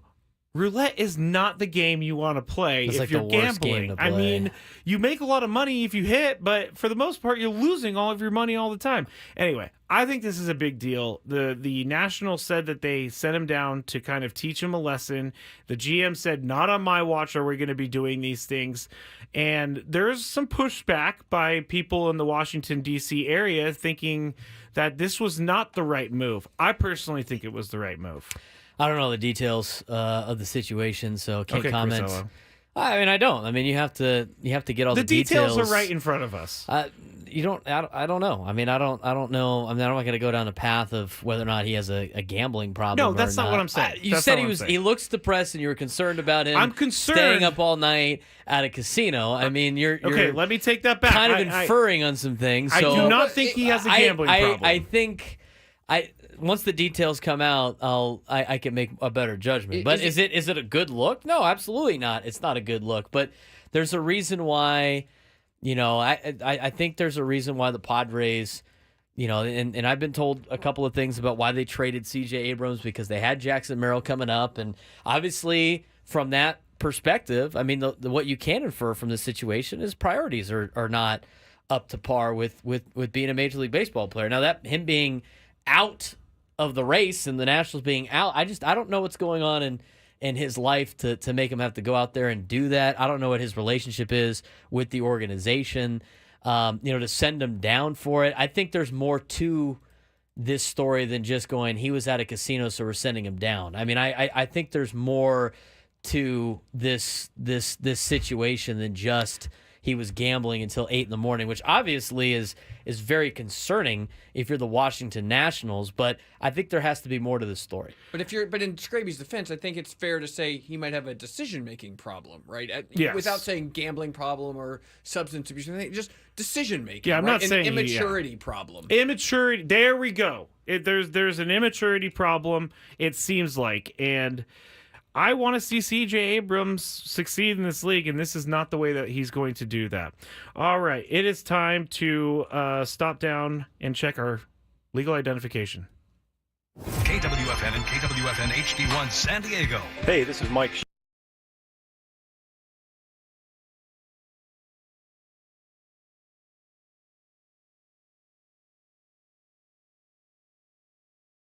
Station identification, not legal identification. Legal I just pulled out my identification. driver's license to show everybody. I didn't know 97.3 the fan was old enough to drive yet. It's not. It's not not actually. It's only 7 years old. I can't believe It's only 7 years old. I think this comment is funny. Tap said maybe they got a bomb buffet at the casino. C.J. Abrams was hanging out there. So, all right, we're getting set to pass you off to Sam Levitt here. He's up at Dodger Stadium. Pregame show starts at 6:10 p.m. The Eco Water SoCal Padres pregame show. And let's finish with this, Braden, because we've done a lot of prepping for the game tonight, but we talked briefly about this at the beginning of the show. 6 games left in the season. The Pirates DFA'd Rowdy Tellez, who has been, he had a contract reportedly that said that he would get $200,000 bonus at 425 plate appearances. His time with the Pirates ends at 421 plate appearances. They're not going to pay him out this bonus. I don't know what you could do about this. And Tony said it earlier that it's just going to hurt the Pirates in the long run because big-name free agents aren't going to sign there knowing that they don't have their best interest at heart. But the Pirates need to do something about this. This is going to be bad news. Breaking news, big-name free agents weren't going to sign with the Pirates anyways. That's true. What effect of all that? How much money did you say he missed? $200,000. I mean, you're letting a nickel hold up a dollar if you're the Pittsburgh Pirates. I mean, that's literally what you're doing right here with this move. I mean, What's saving $200,000 going to do?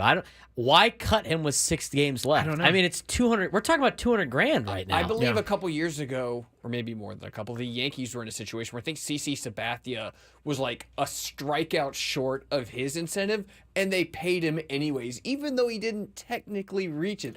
The Yankees That's what you do. Take care of their guy and pay him. The Pirates DFA their guy. It's the same thing as like AJ Preller avoiding arbitration with all those guys, right? I mean, it's just like it's a bad look.